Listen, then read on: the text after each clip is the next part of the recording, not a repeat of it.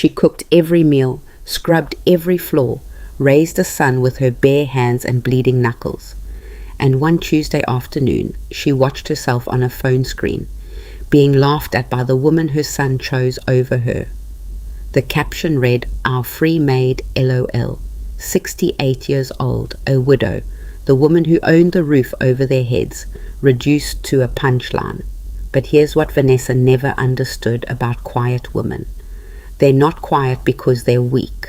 They're quiet because they're waiting. Hit like and drop your city in the comments. I want to see how far this story travels. Now sit down, get comfortable, and don't you dare leave before the end. 1. My name is Evelyn Carter, and I need to tell you something before I tell you everything else. I am not a saint.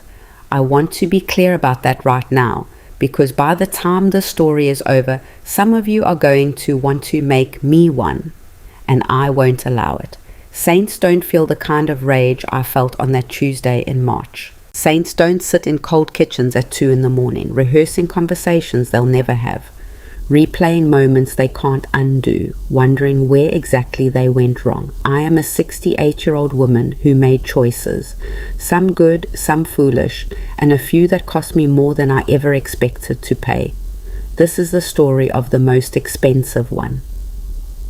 The house on Millbrook Lane was not beautiful when I bought it. It was 1987, and I was 31 years old, newly widowed, and so broke that I cried in the grocery store parking lot when I realized I'd forgotten a coupon for chicken thighs. My husband Robert had left me with a 6-year-old boy, a second-hand Buick with a cracked radiator, and a life insurance policy that barely covered the funeral. The house cost $42,000. It took everything I had saved, everything Robert's mother gave me out of guilt, and a loan I wasn't sure I'd ever fully repay. The roof leaked in 2 places. The kitchen floor had a soft spot near the stove that I covered with a rug for 11 years before I could afford to fix it. The backyard was nothing but weeds and a rusted swing set left by the previous owners. I loved it the moment I walked through the door, because it was mine, not ours, not the bank's, mine. Something I'd fought for, bled for, and it had walls and a roof and a locking front door, and inside those walls my son Daniel was going to grow up safe. That was the only thing that mattered to me back then. Daniel, 6 years old, already with his father's serious eyes and his father's habit of going quiet when he was scared instead of crying.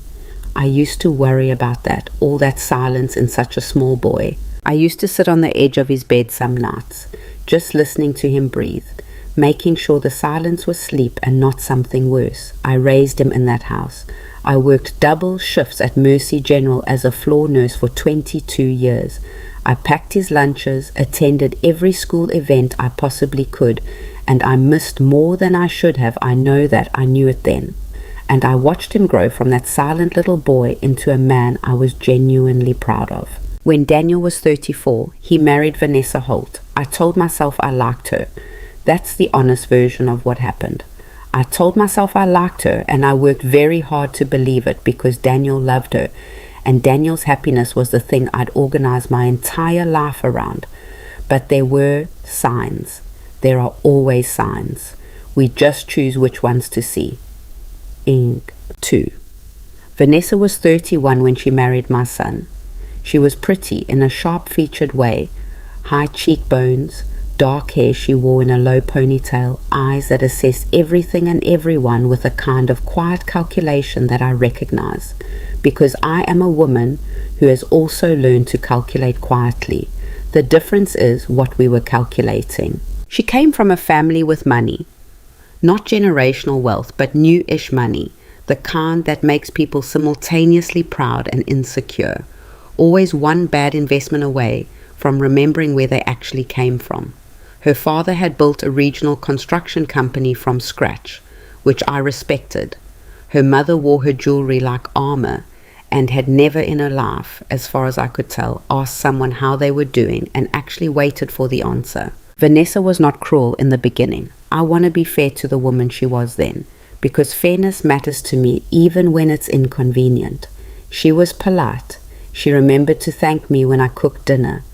She bought me a scarf one Christmas that was actually my style, which surprised me because it meant she'd been paying attention, or at least had the instinct to appear like she was. But Vanessa had a way of walking through rooms that I noticed early and never forgot. She walked like she was already deciding what she would change, a glance at the drapes, a fingertip along a shelf.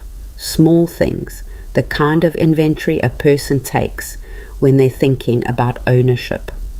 I noticed. I filed it away, and I said nothing because Daniel was happy. That's the sentence I kept using like a shield. Daniel is happy. I said it to my friend Patricia over the phone. I said it to my doctor when she asked how I was managing. I said it to myself in the mirror some mornings, looking at a woman who was starting to disappear around the edges. Daniel is happy, as if his happiness was the thermometer by which I measured whether I was allowed to feel anything at all. They moved in 4 years ago. That needs context, because moved in makes it sound like a normal family arrangement. And it wasn't normal, or rather, it started with reasons that seemed reasonable and then slowly became something else entirely. Vanessa had lost her job in the spring, a management position at a marketing firm that had done a round of layoffs. Daniel's salary as a project manager was good but not extravagant, and their rent across town was eating them alive. They had 2 children by then, Marcus, who was 7 and quiet like his father, and little Brianna, who was 4 and loud enough for all of us. Daniel called me on a Sunday evening. He said, "Mom, I don't want to ask you this." I said, "Then don't work yourself up to it, just ask." He said, "Could we stay with you for a while? Just until Vanessa gets back on her feet, 6 months maybe, a year at most." I said yes before he finished the sentence. Of course I said yes. What was I going to say? No, sleep in your car with my grandchildren while I rattle around alone in 4 bedrooms.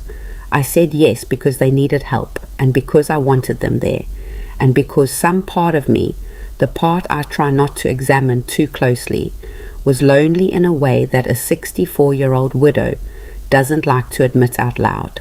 So they came, and the 6 months became a year, and the year became 2. And somewhere in that second year, I stopped being a grandmother and mother who opened her home and became something else entirely.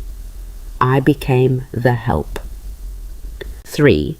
It didn't happen all at once. That's the thing about slow erosions. You don't notice them until you look back and realize the cliff you're standing on is half the size it used to be. At first, I cooked because I enjoyed cooking and I was home and it was the practical thing to do. Then cooking became expected. Then the expectation expanded to include doing the dishes afterward.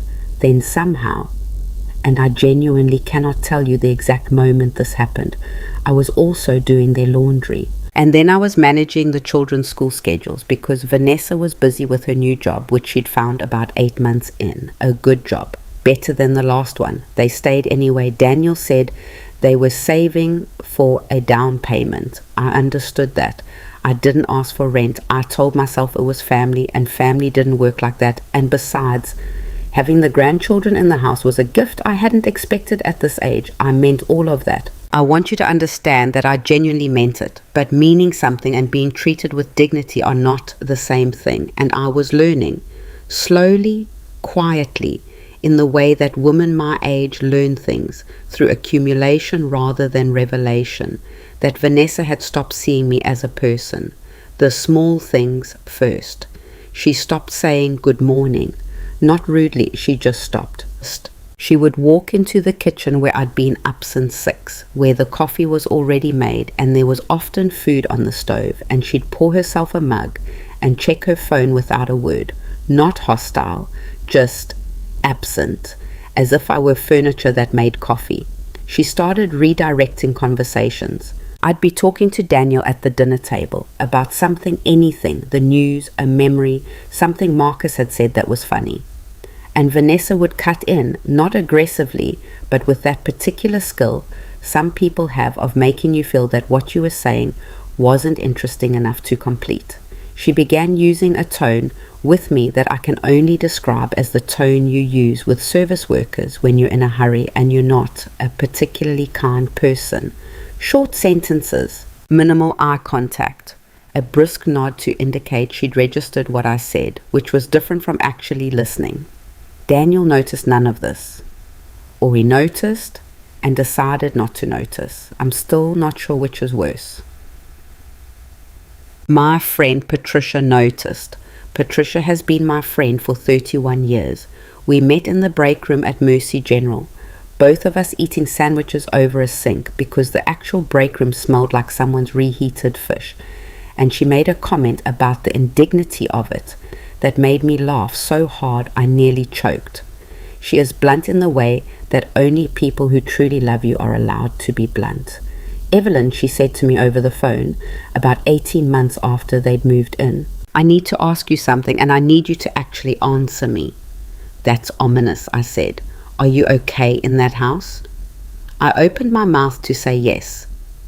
And what came out instead was a long pause that surprised both of us. Patricia, because the last 4 times we've talked, she said, you've apologized for the noise in the background, you've whispered like you're hiding in a closet, and you haven't once told me something you did for yourself. Just you, not for them. I was standing in the hallway outside the kitchen when she said this. I could hear Vanessa in the other room on a call with someone, laughing easily, the confident laugh of a woman who was comfortable in the space she occupied, my space. I'm fine, I said to Patricia. It's just an adjustment. Evelyn, it's fine. I'll call you this weekend. I hung up and stood in that hallway for a long moment. The wallpaper there is something I picked out in 1994. A quiet cream with small blue flowers that I'd seen in a magazine and saved up to afford, and hung myself over a long weekend with a borrowed steamer and very sore arms. Vanessa had mentioned twice that it was dated. I straightened a picture frame on the wall that didn't need straightening and went back to finish making dinner. 4. The video. I've thought about how to tell you about the video because it's the moment everything cracked open and I want to get it right. It was a Tuesday in March, a grey day, the kind where the sky can't decide if it wants to rain or just threaten to. I had spent the morning cleaning.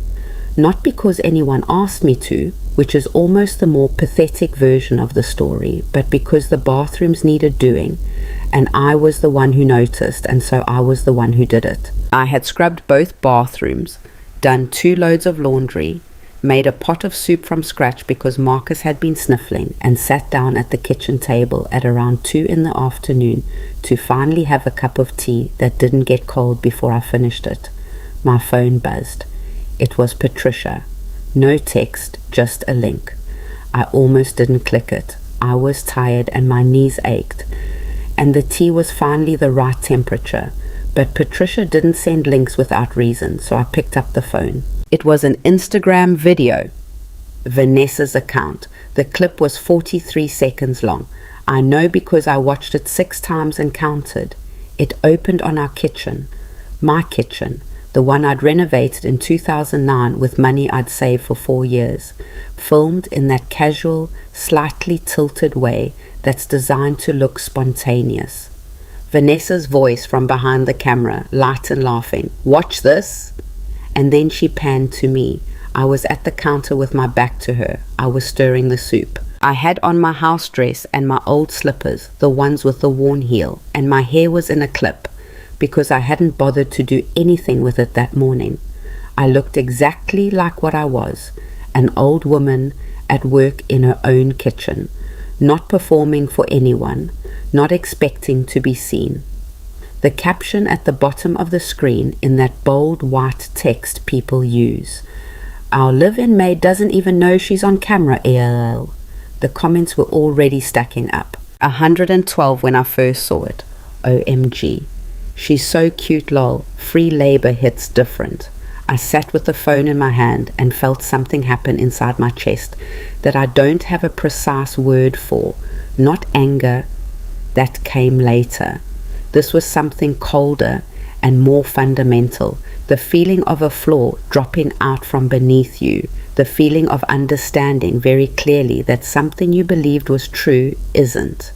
I thought, she filmed me in my own kitchen, she posted it publicly, and she called me the maid, and then my phone buzzed again, a different notification. Daniel had commented on the video. 5 words, mau, she has no idea, followed by 3 crying, laughing emojis. I want you to sit with that for a moment.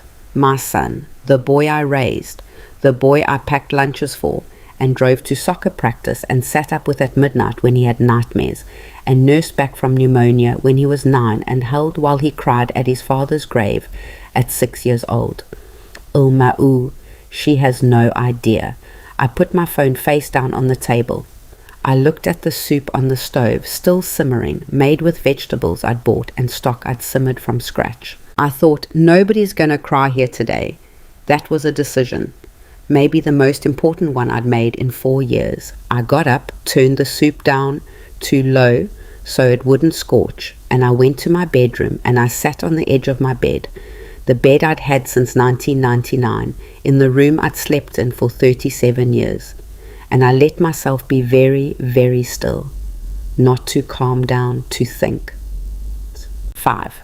Here is something about women who have worked double shifts in hospital corridors for 22 years. They do not unravel easily. You learn in that work to compartmentalize. You learn to take the thing that is breaking your heart and put it in a box and close the box and keep moving, because there's a patient in room 4 who needs you present, and a family in the hallway who needs you coherent, and the emergency does not pause for your grief. You develop a kind of controlled stillness under pressure that people sometimes mistake for coldness. It isn't coldness, it's discipline. I sat on my bed for 20 minutes. I allowed myself to feel every sharp edge of what I'd just seen. The humiliation of it, the specific sting of Daniel's comment, the way the comments from strangers had laughed at my old slippers and my house dress, and my not knowing I was being watched. I felt it fully. And then I put it in the box. And then I started thinking clearly. The video itself was embarrassing. That was real. The idea of people I'd never met laughing at footage of me in my own home was a new kind of humiliation that I hadn't had vocabulary for before that afternoon.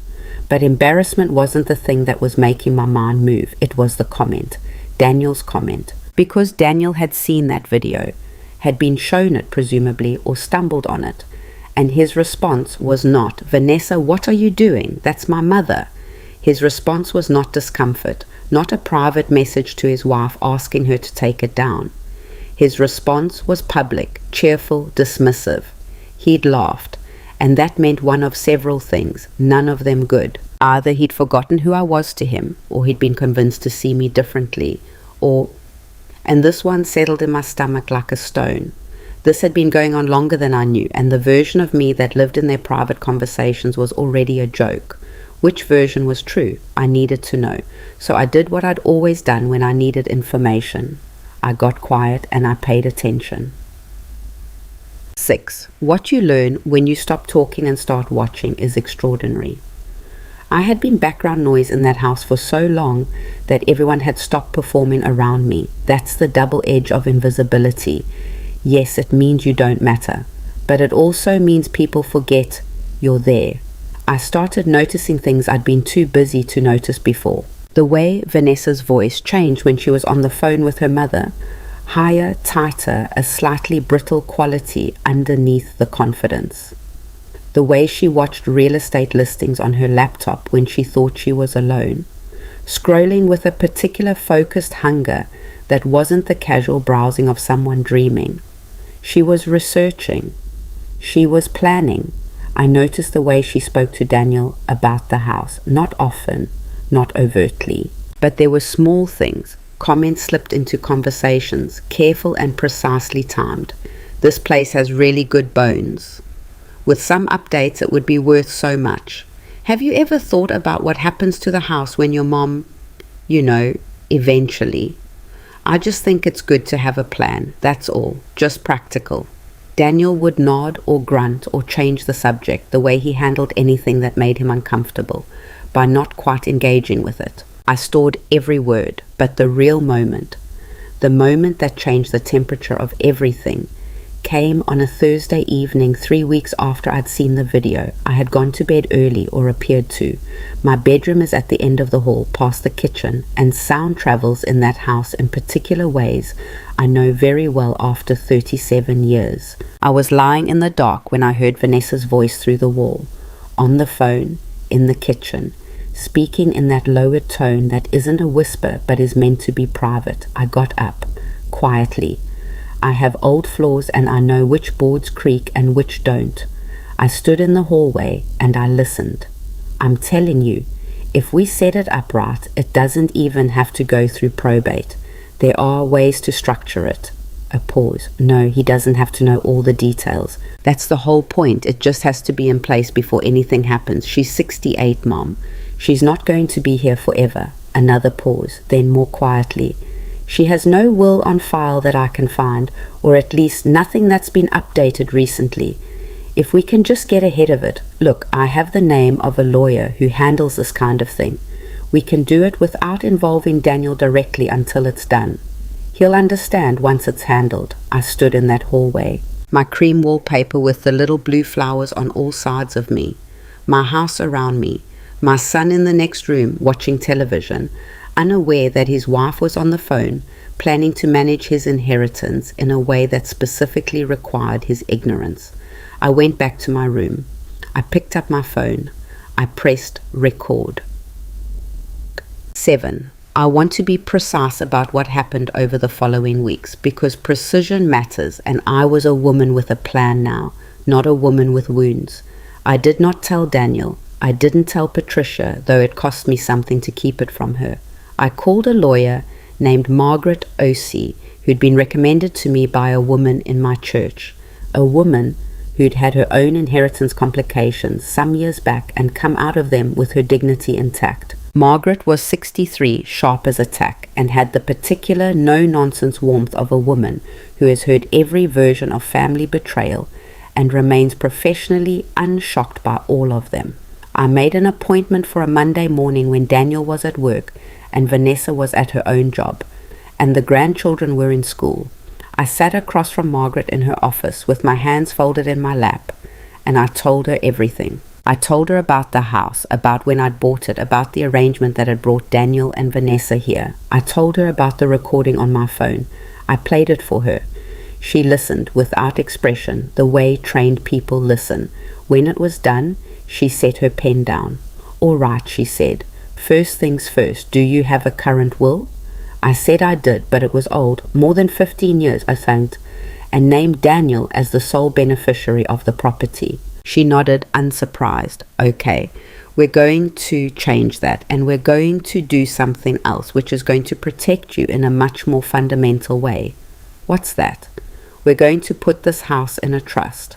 She explained it to me in language that was clear and patient and treated me like an intelligent adult, which I appreciated. The trust would mean the house was no longer simply an asset in my name that could be subject to certain inheritance maneuvers.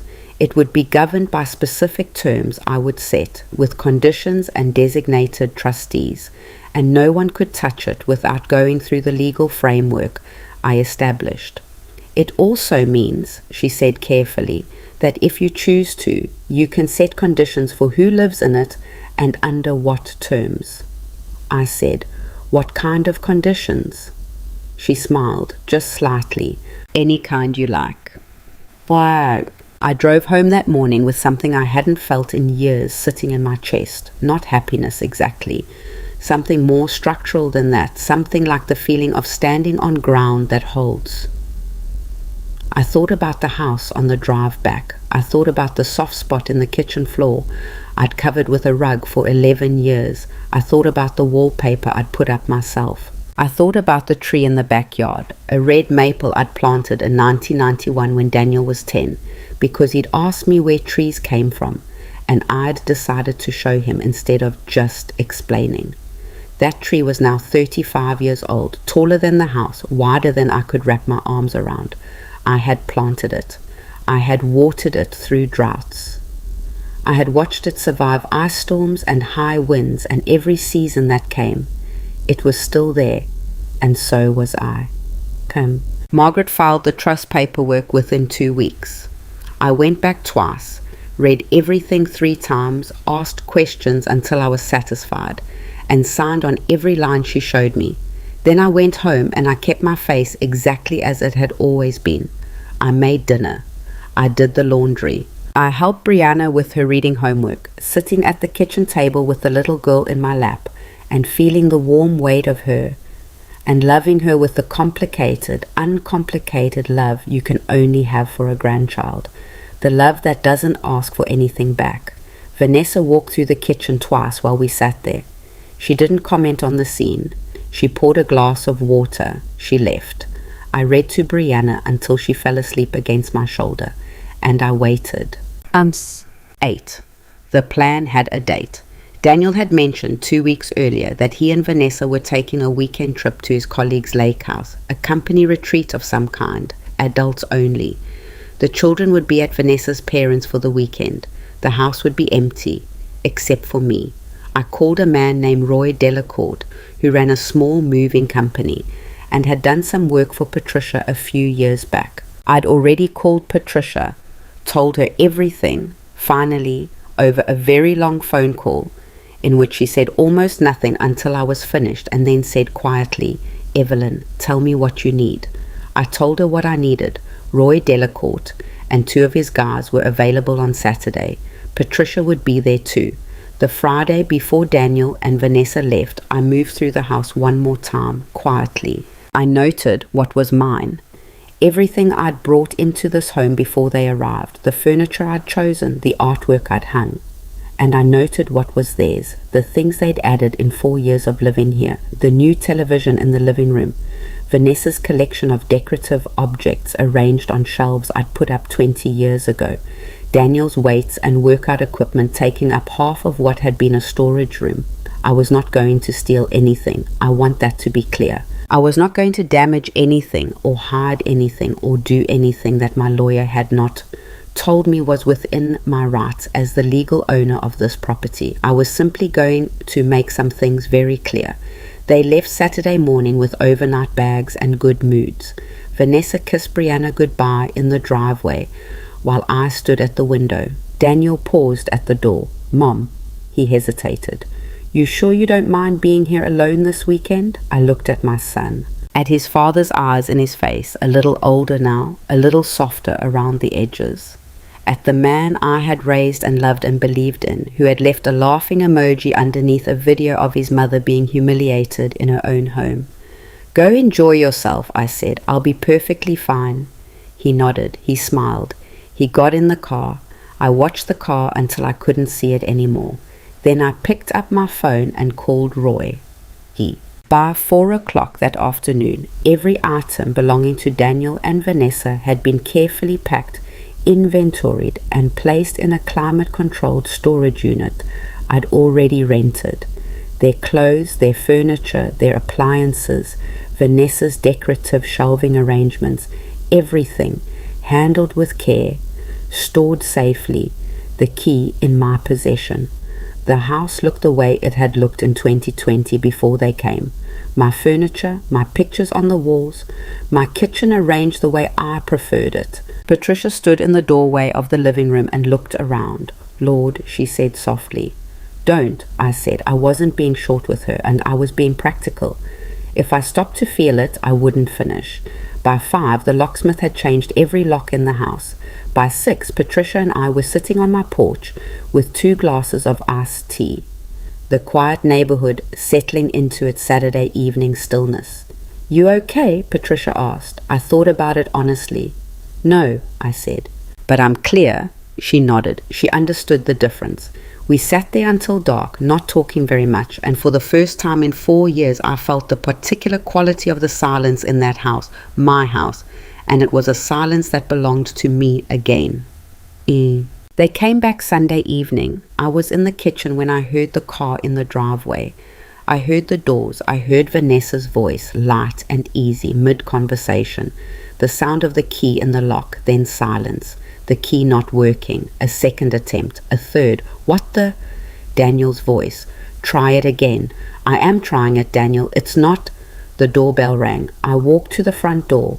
I unlocked it from inside, my lock, my key, and opened it. Daniel and Vanessa stood on the porch with their overnight bags, confusion written across both their faces, and I stood in my own doorway, in the house I had bought 37 years ago with money I'd scraped together while grieving a husband and raising a son alone.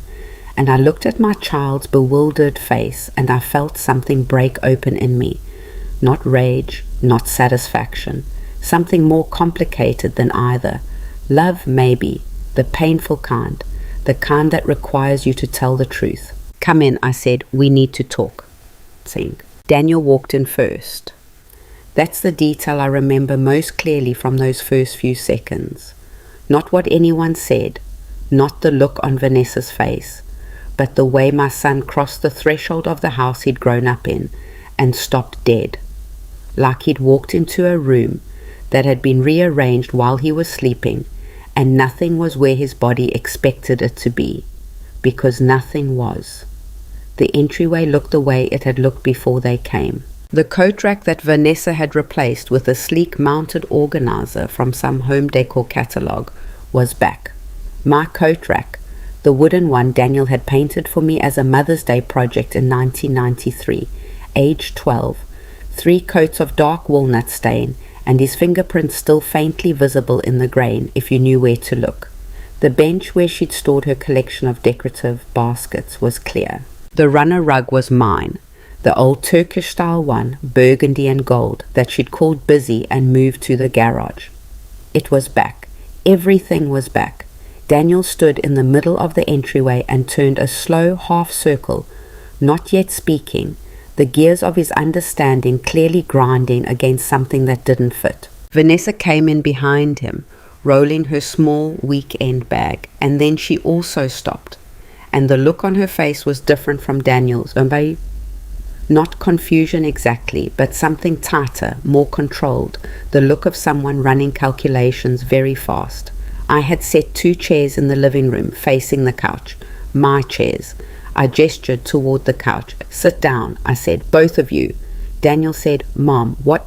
Sit down, Daniel. Something in my voice, not loudness, not anger, just a flatness, a weight, made him listen. They sat. Vanessa set her purse on the cushion beside her with the deliberate care of someone who is deciding to be very composed. I sat in my chair. I looked at my son. I said, I'm going to show you something, and then I'm going to talk, and I need you to let me finish before either of you says a word. Can you do that? Daniel nodded. He was looking at me the way he used to look at me when he was small, and something was wrong, and he couldn't figure out yet how wrong. Vanessa said nothing, which I took as assent. I picked up my phone from the side table. I pulled up the Instagram video. I turned the screen toward them and pressed play. The 43 seconds played out in the silence of my living room. Vanessa's voice coming from the small speaker, watch this. And then the camera panning to me at the stove. My old slippers, my house dress, my back to the lens, completely unaware. The caption, the comments, and then, without pausing, I pulled up the screenshot I'd taken of Daniel's comment. Imau, she has no idea. I let him read it. I watched his face while he read it.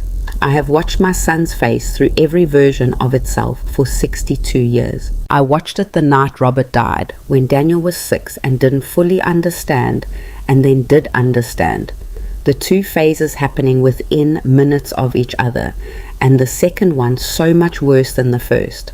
I watched it the night he proposed to Vanessa across a restaurant table, showing me the ring he'd already bought, wanting my approval, with the particular hunger of a man who needed his mother to tell him this was right. I watched it at every birthday, every graduation, every quiet Sunday morning. I knew this face. And what I watched move across it now was something I hadn't seen there in a long time. Something that looked like shame, and something that looked like the beginning of understanding. And underneath both of those, something young and raw that I recognized as the face of a person realizing they have done something they cannot take back. Mom, he said. His voice was different, lower. I said, let me finish. He closed his mouth. I set the phone down. I folded my hands in my lap. I had rehearsed this part only to a point. I knew the bones of what I needed to say, but I decided weeks ago not to script it too tightly, because some things need to come from the body and not from prepared remarks. I have lived in this house for 37 years, I said. I bought it alone. I raised you in it alone. I worked double shifts for 22 years to pay for it, to keep it, to make it into something worth having. When you called and asked if you could stay, I said yes without hesitation, because that is what I do. I say yes to people I love. I said yes and I meant it, and I have no regrets about that choice. I paused, not for effect, because I needed a moment to stay level. What I do have regrets about, I said, is that I allowed the situation to become what it became. Because I let it happen. I want to be fair about that. I could have said something any number of times and I didn't. I told myself it was keeping the peace. But keeping the peace in your own home isn't peace. It's surrender. And I have been surrendering in this house for 4 years and I'm done. Vanessa's expression had not changed much. She was listening in that controlled way of hers, her face arranged into something that from a distance might look like remorse. I knew the difference. I picked up the phone again, but not the video this time. I pulled up the recording app. I looked at Vanessa when I pressed play. Her voice came through the speaker first, quieter than normal, the half whisper of someone making a private call in a house where someone else was sleeping, the specific cadence of a woman who thought she was alone. I'm telling you, if we set it up right, it doesn't even have to go through probate. There are ways to structure it. The pause where her mother's voice would have been inaudible on my recording. No, he doesn't have to know all the details. That's the whole point. It just has to be in place before anything happens. She's 68, Mom. She's not going to be here forever. Daniel turned his head toward his wife very slowly. She has no will on file that I can find, or at least nothing that's been updated recently. If we can just get ahead of it, look, I have the name of a lawyer who handles this kind of thing. We can do it without involving Daniel directly until it's done. He'll understand once it's handled. I pressed stop. The silence in the room was a different kind of silence now, not the absence of sound, something more structural than that, the silence of a thing that cannot be untaken. Daniel was still turned toward Vanessa. His face had gone through several things in the last 90 seconds and had arrived somewhere I did not have a clean word for, not quite anger yet. Something prior to anger, the stage where the information is still being processed, where the mind keeps running the tape back because it keeps expecting the meaning to change on the second or third viewing. Vanessa, his voice was very quiet. She had uncrossed her legs. She was sitting forward now, elbows on her knees, hands loosely clasped, and she was looking at me rather than at Daniel. And I could see her deciding in real time what version of this she was going to play. That was taken out of context, she said. I said nothing. Daniel, I was talking to my mother about estate planning, which is a completely reasonable thing to discuss when you said without involving Daniel directly. He said it carefully, like someone reading a foreign language they were only beginning to understand. I said that because I knew you'd react emotionally. I was trying to handle it practically. You said I didn't have to know all the details. The quietness in his voice was hardening into something. Those are different things, Vanessa. Daniel, that's my mother's house. He stopped. He put his hand over his mouth. He sat like that for a moment, just breathing, and I watched my son do the thing I'd watched him do since he was small. He was going inside himself, going to the place where he processed things in silence, and I knew not to rush it. Vanessa looked at me. Her eyes were sharp, and I will not pretend they weren't. I assume, she said, with a control that was almost admirable under the circumstances, that you've already had this legally dealt with. Yes, I said. The house is in a trust. It is. And our things are in storage, safe, nothing damaged. I have a full inventory, and you'll have the address and access code before you leave tonight. She exhaled through her nose. One short breath. Then she nodded, and that nod was the most honest thing I'd seen from her in 4 years. It was the nod of a woman recalculating, not a woman regretting. I registered that carefully. "How long have you been planning this?" she asked. "Since the video," I said. Something crossed her face then, something that might have been for just a second genuine. Not shame exactly, but the flicker of a person briefly confronted with the reality of what they'd done. It was brief. She contained it quickly, but I saw it. Daniel hadn't said anything in several minutes. He was leaning forward now with his elbows on his knees, looking at the floor, and I let him be there. I knew better than to pull him out of that before he was ready. Vanessa stood up. "I'm going to get some water," she said, and walked toward the kitchen. Whether she actually wanted water or simply needed to remove herself from the room, I couldn't tell. Probably both. That left me alone with my son. He didn't look up immediately. I watched the back of his neck, the slope of his shoulders, the body of a man who was carrying something heavy and didn't yet know how to put it down. "Daniel," I said. He looked up. His eyes were dry, but only technically. The redness around them told a different story. "I'm sorry," he said. The words came out rough, like they'd been sitting in his chest too long. "Mom, the video, I should have told her to take it down. I should have." "You laughed," I said, simply. Not cruelly, but clearly. "I know."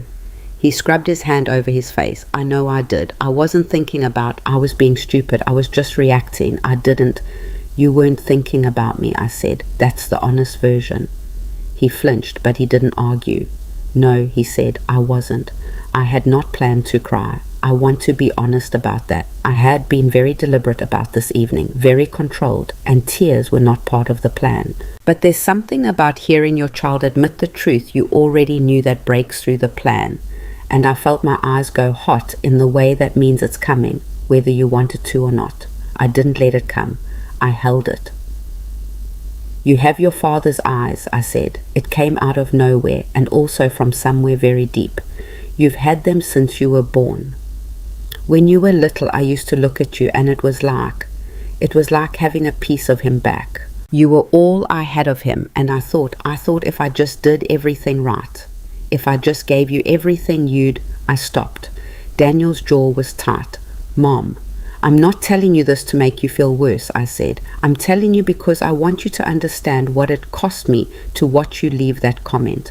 Not what it cost my pride, what it cost me. The woman who raised you, the woman who thought she knew who you were. The silence between us was the realest thing that had happened in that house in years." "I don't know who I've been," Daniel said very quietly. "These last few years, I've been letting things go that I should have paid attention to, with her, with you. I didn't want to see it." "I know. That's not an excuse." "No," I said, "it isn't." Vanessa came back from the kitchen. She stood in the doorway, holding a glass of water she clearly needed more as a prop than as hydration, and looked between us. Whatever she'd been calculating in the kitchen, she'd arrived at something. A posture, a decision. She sat back down. "What are your conditions?" she asked me directly. I respected the question. It was direct, and I appreciate directness even when I don't particularly like the person being direct. "Rent," I said.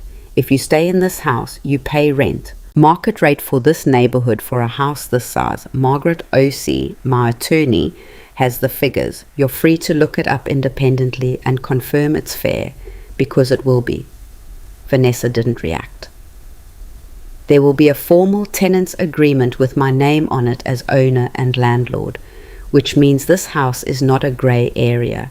It is mine, legally documented in a trust that neither of you can touch or contest. That won't change." "And the second condition," Vanessa said, "respect." I let the word sit. Not performed respect. Not the version where you're polite in front of Daniel and post videos of me when his back is turned. Real respect. The kind that means when you walk into a room I'm in, you acknowledge that I am a person in it. The kind that means you do not make any arrangement, financial or otherwise, regarding this house or anything in it with anyone, including your mother, without discussing it with me first, openly. Vanessa looked at her glass. "And the third," I said, "is that you take down the video. tonight, and any other content you've posted that involves me or this house without my knowledge or consent. A beat. It only got 4,000 views, Vanessa said, as if that were relevant. Take it down, I said. What followed was not clean. I want to be clear about that because the temptation in telling a story like this is to skip over the messy middle and land on the resolved ending. And I refuse to do that to you because that's not what actually happened, and you deserve the real version. What happened is that Vanessa agreed to take down the video that night, and she did. I checked. What happened is that she and Daniel argued in the guest room until almost midnight, and I could hear the tone of it through the walls without making out words. The rhythm of two people who are discovering they've been operating on different information. I lay in my own bed, and I did not sleep well. Not because I doubted myself. I didn't. Not the legal part, not the recording, not the confrontation. But because I was 68 years old and my son was in the next room in pain, and there is no version of yourself old enough that you stop feeling your child's pain in your own body. I heard the guest room door at some point after midnight. Footsteps. I heard someone sit down in the kitchen, the creak of the chair, the specific sound of the third one from the left, which I've known for 20 years. I heard nothing after that, just silence, and I knew without seeing that it was Daniel sitting alone in the dark kitchen of the house he'd grown up in, trying to figure out who he was. I thought about going in there. I didn't. Some things a person has to sit with alone, and knowing when to let someone sit alone is its own kind of love. The harder kind, the kind that doesn't offer itself the comfort of being visibly present. I lay in my dark, and I let him have the kitchen. The next 3 days were the most uncomfortable days I had spent in that house, and I have spent some genuinely uncomfortable days in this house over 37 years, so that is saying something. Vanessa was contained. That's the word I keep coming back to. Contained, like a thermos, like pressure being held by a vessel that isn't sure of its own structural integrity. She was polite in the specific way that people are polite when they are furious and have decided that fury isn't their best play right now. She said good morning. She asked if I wanted coffee. The performance of civility was so perfect it was almost aggressive. I accepted it without comment and gave it back in kind. Daniel was a different problem. Daniel was sorry, which sounds like it should make things easier and in fact does not. Because when someone is sorry in the deep and destabilizing way my son was sorry, they oscillate. 1 hour he was attentive and gentle, offering to help in the kitchen, sitting with me in the living room in the evenings with a hovering quality, like a man who wants to be near the person he's wronged. The next hour he was withdrawn, staring out windows, answering questions in single syllables, lost in some interior conversation I wasn't privy to. I had patience for this. Not infinite patience, I want to be honest, but enough, because I knew what he was processing. He wasn't just processing the embarrassment of the video and the exposure of his wife scheming. He was processing 4 years. 4 years of noticing things and not noticing them. 4 years of choosing the easier path when the harder path would have required him to stand between me and something I needed protection from. He was processing the fact that he had failed me, and he had. That's the truth of it, and it would be cheap of me to sand the edges off that truth, because I love him. He had failed me and he knew it, and the knowing was working its way through him the way splinters work their way out. Slowly, not without pain, not always in straight lines. On the 3rd day, he found me in the backyard. I was sitting in the garden chair I've had since 2007. The old wrought iron one that's been repainted twice and still isn't perfectly even on its legs. The maple tree was behind me, its branches wide and heavy with early spring leaves, just beginning to come in, that particular yellow-green that only exists for about 2 weeks before it deepens into summer. Daniel came out the back door and crossed the yard and sat in the other garden chair, the one I usually put the grandchildren in when we're outside together. We sat there without talking for a while. The neighbor's dog was barking somewhere. A car went by on the street. Normal sounds. I called Vanessa's mom, Daniel said finally. I looked at him. I wanted to understand what Vanessa had actually said to her, what the plan was. He rubbed his thumb across the back of his hand, a nervous habit he's had since childhood. Her mom wasn't happy to hear from me. She said I was overreacting and that Vanessa was just being practical.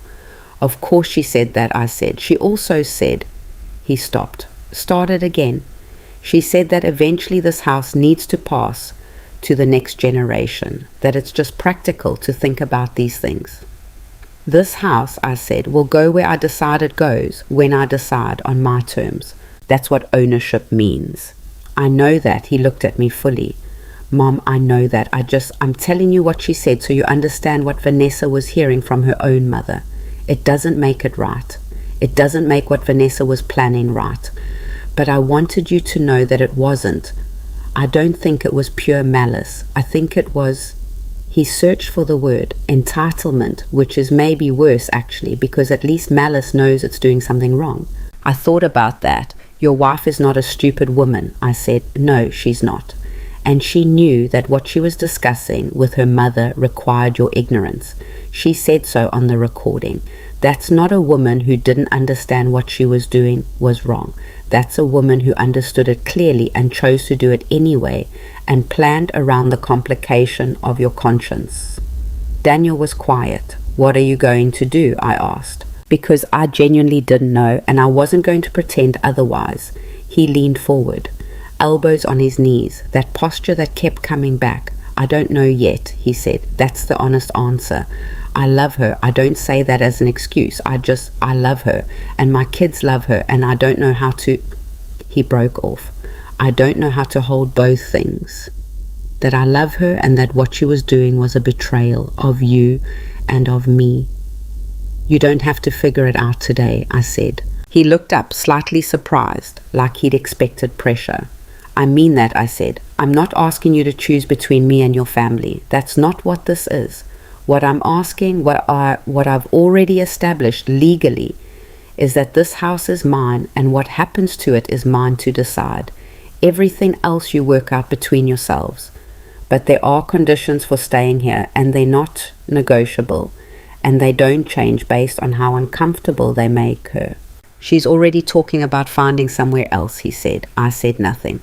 I don't know if that's a threat or if she means it, he said. With Vanessa, sometimes I genuinely can't tell. Then you'll need to ask her directly, I said, and you'll need to mean the question when you ask it. The maple tree moved slightly in a wind that I barely felt from where I was sitting. The leaves caught the afternoon light and threw it in small pieces across the yard. I put that tree in when you were 10, I said. He looked up at it. I remember, he said. You made me dig the hole. You complained the entire time. It was really deep. It needed to be really deep, I said. That's why it's still standing. He looked at the tree for a long moment and I let him. I'm sorry, Mom, he said. And this time it was different from the first time he'd said it. Quieter, less ragged, more specific. Not just for the comment, for all of it. For 4 years of not looking at what was right in front of me. I know, I said, that doesn't fix it. No, I said, but it's the starting point. Vanessa left on a Thursday, not dramatically. That's another thing I need to tell you straight, because the version that sounds better has her screaming or door slamming or making some kind of exit that gives everyone a scene to process. But Vanessa was too controlled for scenes. She packed carefully and systematically over 2 days, taking what was hers and leaving what wasn't. And she did it with the quiet efficiency of a woman who has already moved on in her head before her body catches up. She came to find me in the kitchen the morning she left. I was at the counter. I heard her come in and I didn't turn around immediately because I needed a second and I took it. When I turned, she was standing near the kitchen table and she looked tired in a way that her usual composure usually hid, tired around the eyes. Something loosened slightly. I want to say something, she said. All right, I said. What I was planning was wrong. I knew it was wrong when I was doing it and I did it anyway. She wasn't looking away from me, which I noticed. I told myself it was practical and that everyone would benefit eventually. And that it was fine. But I knew. She paused. I think I'd stopped thinking of you as someone who could be hurt. You'd been so available for so long. You were just always there, doing everything, and I stopped seeing it as something you were doing and started seeing it as something you just were. I let that sit. I don't know if that's an explanation or an excuse, she said. Maybe both. It's honest, I said. I'll give you that. She nodded once. The video, she stopped. I'm not going to tell you I didn't think it was funny when I posted it, because I did. And I'm not going to tell you that I wasn't aware of how it made you look. I was. Her jaw moved. I was cruel. I didn't use that word at the time, but that's what it was. I had not expected her to say that. I want to be fair about that. I had not expected that word from her. And the fact that she used it moved something in me that I hadn't planned on being moved. Okay? I said. I'm going to be honest with you, she said. I'm not sure I can be what you need in this house. I'm not sure the relationship between us is repairable, or if trying to repair it here in these conditions is realistic. She took a breath. Daniel can make his own decisions about where he lives. I'm not asking him to choose, but I can't stay here on these terms and pretend it's the same. I'm not asking you to pretend anything, I said. I never was. She nodded. She looked around the kitchen for a moment, at the pot on the back burner, the dish rack, the window over the sink where I've grown the same small herb garden for 15 years. And I couldn't read all of what was in her face. Maybe she couldn't either. I hope. She stopped. Then, I think you handled this better than most people would have. It wasn't an apology. It wasn't quite anything with a clean label. But it was the most genuine thing she'd said to me in 4 years, and I recognized it. Take care of my grandchildren, I said. Something in her face shifted. I will, she said, always. She left an hour later. Daniel helped her carry the last boxes to her car. They'd talked for a long time the night before, quietly, and whatever they decided was between them. I watched from the porch. The children were with her parents. She'd arranged that already, the way she arranged everything, quietly and ahead of time. When the car was gone, Daniel came back up the porch steps and stood beside me. We watched the street. A neighbor walked by with a dog. The maple in the backyard, you couldn't see it from here, but I knew it was there, wide and certain, 35 years deep into the earth. She's not a bad person, Daniel said, and I could hear how much he needed to believe that. No, I said, she's not. And I meant it. Bad people are simple. Vanessa was complicated, talented at managing situations, genuinely loving toward her children, and deeply capable of not seeing the people she'd categorized as background. That combination is common and human, and it had caused real harm, and both things were true at once. What happens now? He asked. Now, I said, we figure out how to be honest with each other, which we haven't been very good at. He exhaled. No, he said, we haven't. The afternoon was getting long and golden, the way afternoons do in early spring, when the light comes at an angle that makes everything look like it's at the beginning of something. You want dinner? I said. He looked at me. Yeah, he said. Yeah, that would be, yeah. Then come inside, I said, and maybe this time you can help. He actually laughed. Short and surprised and real. It wasn't everything healed. It wasn't even close to everything healed. There was still so much that would take time. Conversations we hadn't finished. Damage that didn't repair in a season. A marriage that was cracked in ways that wouldn't be obvious until later. 2 grandchildren who didn't know yet why things had changed. But it was a start, and for the first time in 4 years, when I walked back through my own front door, what I felt was not the relief of a woman returning to a place that tolerated her. It was the quiet, solid recognition of a woman walking into what was hers. The first week after Vanessa left was the strangest week I had spent in that house since the week after Robert died. Not because anything dramatic was happening, the opposite actually. The house was simply quiet in a way it hadn't been in 4 years, and I had forgotten that quiet has texture, that it can feel like relief or like absence depending on the hour and what you're carrying when you meet it. Some mornings I'd walk into the kitchen at 6 and the stillness would feel like something I'd won back. Other mornings, usually around 7, when Brianna used to come padding in, still half asleep, looking for cereal and her grandmother, the same stillness felt like a small and specific grief that I hadn't budgeted for. I missed my grandchildren. That's the part of the story that doesn't fit neatly into the version where I'm the woman who reclaimed her dignity. The dignified version doesn't include standing at the kitchen window on a Tuesday morning, watching the neighbor's children walk to school and feeling the absence of two small people. So clearly, it was almost physical. I want to tell you that part too, because women who set boundaries are allowed to hurt from what those boundaries cost. Setting a limit doesn't mean you wanted the situation that made the limit necessary.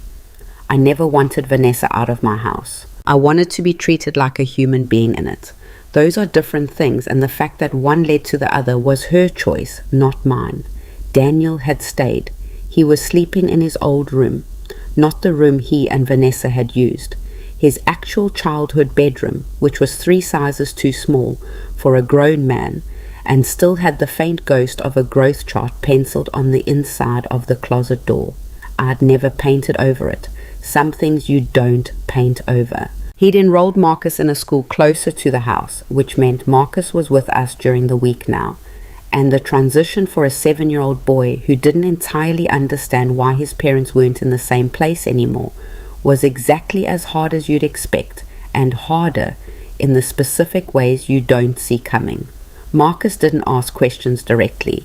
He had his father's habit of going quiet with the hard things, swallowing them down and going silent. I watched him for signs.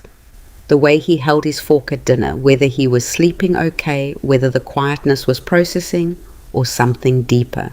One afternoon, about 10 days after Vanessa left, Marcus came and sat beside me while I was folding laundry in the living room. He didn't say anything.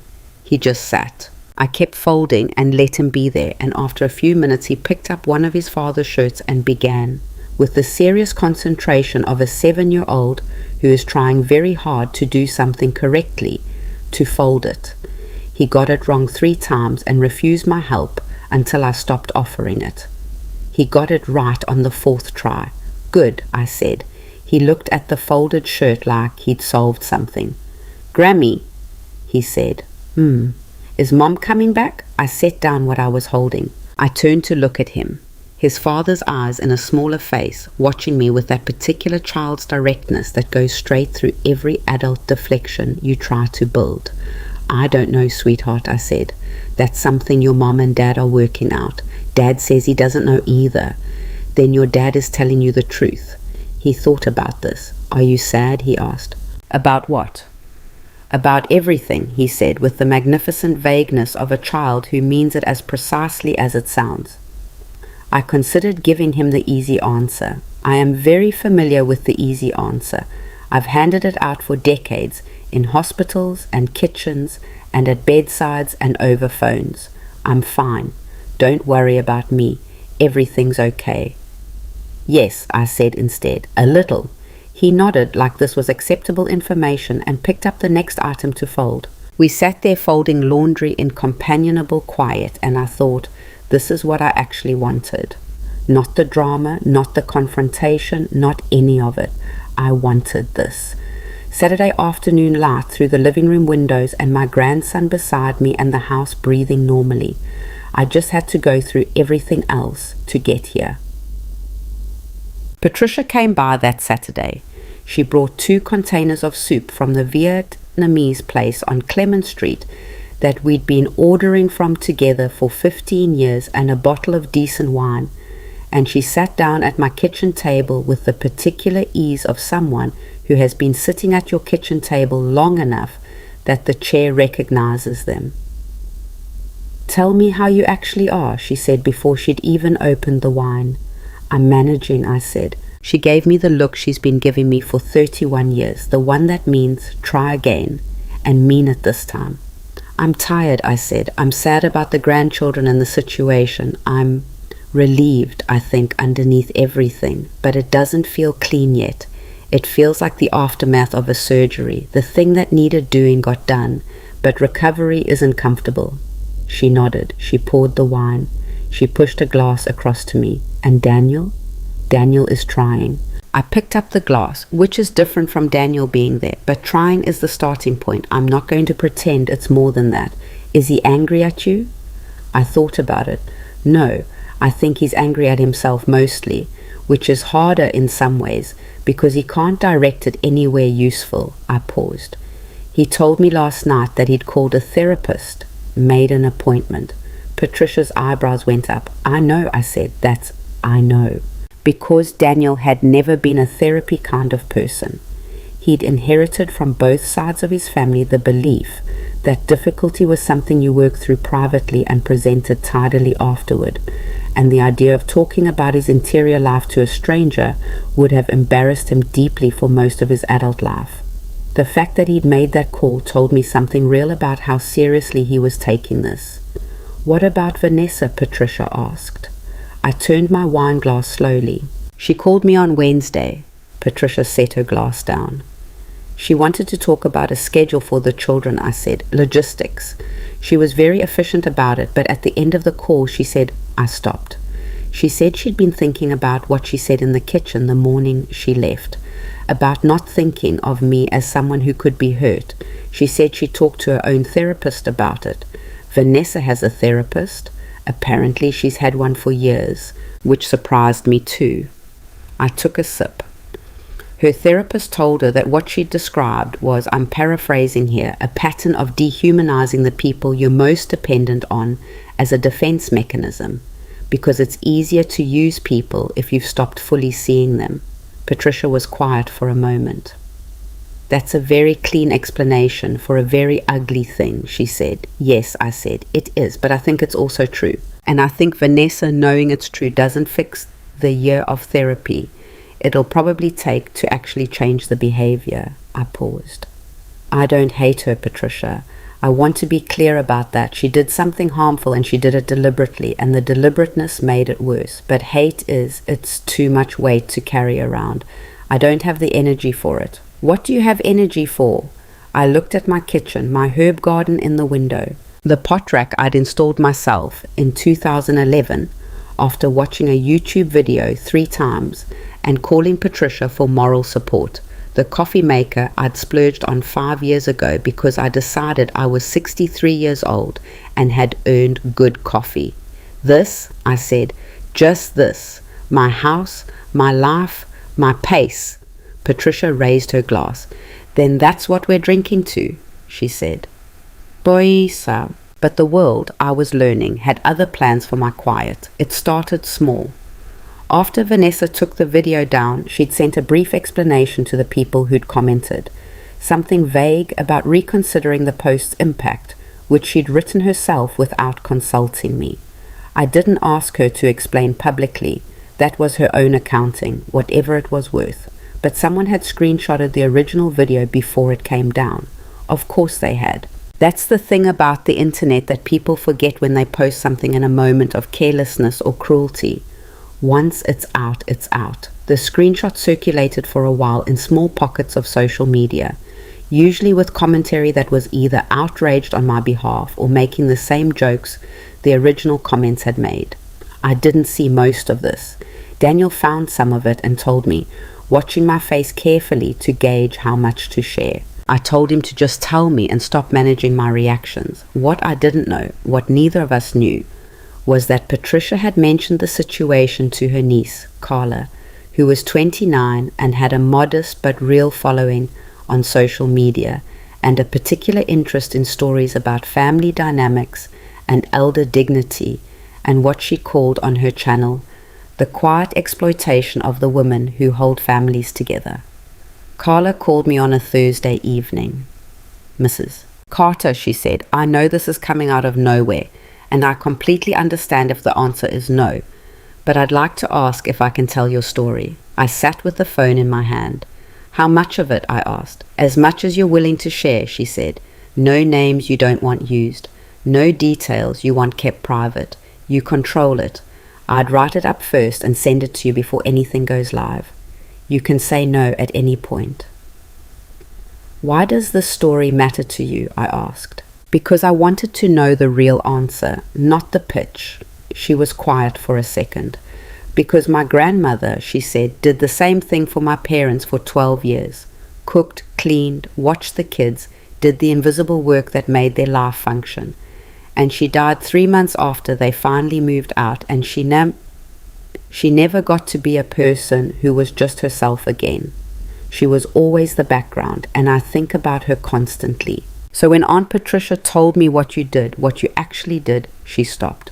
I just think people need to hear it. I thought about Carla's grandmother. I thought about a woman I'd never met who'd made herself background until she didn't have the chance to be anything else. Send me what you write first, I said, every word, and I want final say. Absolutely, she said. The piece Carla wrote was not what I expected. I had expected something sensational. The social media version of what had happened, with the video as the centerpiece, and Vanessa as the villain, and me as the triumphant grandmother who'd outmaneuvered everyone. That's the version that performs well online. And Carla was smart enough to know it, and I was braced for it. What she sent me instead was measured and precise and more emotionally intelligent than I'd given a 29-year-old credit for being. She led not with the video, but with the soft spot in the kitchen floor I'd covered with a rug for 11 years. She led with the coat rack Daniel had painted in 1993. She led with 37 years of a woman building something, and then she led into what happened to it. I read it twice. I changed 4 details, 2 that were too identifying, 1 that was slightly wrong, 1 that I simply found too raw to share with strangers. She accepted every change without argument. She posted it on a Wednesday morning. I found out it was performing unusually well when Daniel came downstairs that Thursday at 7:30, still in his sleep shirt, and set his phone on the table in front of me with an expression I couldn't quite categorize. "Mom," he said, "you need to see this." Daisy, I want to be honest about my reaction to what happened next, because the honest version is more interesting than the flattering one. The flattering version is that I saw the numbers and felt validated in a peaceful, dignified way, and it all meant something profound and I was moved. The honest version is that I saw the numbers and felt confused and slightly nauseated and asked Daniel 3 separate times whether the platform might be malfunctioning. By Thursday afternoon, Carla's piece had been shared 80,000 times. By Friday morning, it was 240,000. By the weekend, the comments numbered in the tens of thousands, and the emails that Carla had set up through a contact form were coming in so fast. She texted me on Saturday to say she couldn't keep up and did I want to see a sample, and I said yes, and she sent me 40, and I read all of them and then had to go sit in the backyard under the maple tree for a while.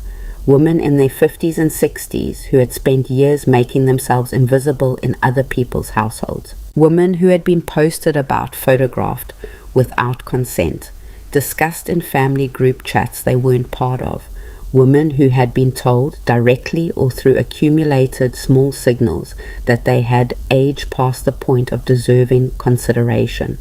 Daughters who wrote about their mothers, granddaughters who wrote about women they'd watched disappear in slow motion. A woman in Ohio named Ruth wrote 4 paragraphs about moving in with her son's family 3 years ago after her husband died, and the exact moment she realized she'd stop being a person to them and become a function. She wrote, "I have been trying to find the words for this thing that happened to me, and you gave me the words, and I don't know whether to thank you or cry." I read that one 4 times. I showed it to Daniel. He read it and went very quiet. "I didn't know it was this common," he said. "People who have power over a situation rarely do," I said.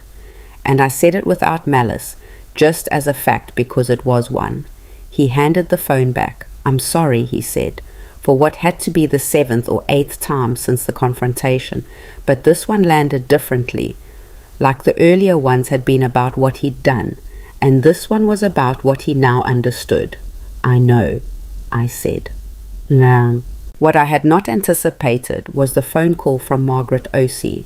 She called on the Monday after the piece went up, 10 days after Vanessa had moved out, 2 weeks since the confrontation in the living room, and her voice had a quality I hadn't heard in our meetings, which were professional and serious. This was something else, warm but also careful. "Evelyn," she said, "I'm calling about something that's come across my desk that I think you need to know about." My chest tightened. When lawyers use that phrase, I think you need to know about, it very rarely means good news. Tell me, I said. I've been contacted by Vanessa's family attorney, her father's attorney specifically. I waited. They've initiated an inquiry into the trust structure. It won't go anywhere. The trust is airtight. I've been through the documents and the filing, and there's nothing actionable.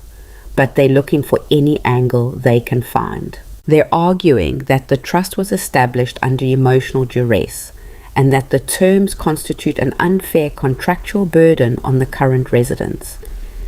There are no current residents besides Daniel and Marcus, I said. I know that. Their argument is preemptive. They're trying to establish standing for Vanessa in case the trust is ever contested. She paused. The more relevant piece is this. Vanessa's father is aware of the recording. That landed with a particular weight. How? I said. Vanessa told him. Margaret's voice was neutral, which was her right. It's her family. But it means he's now aware that his daughter was recorded in what she's characterizing as a private conversation, and he has a lawyer looking at whether there's any grounds for a privacy claim. I sat with this for a moment. My hand was tight on the phone. Is there? I asked.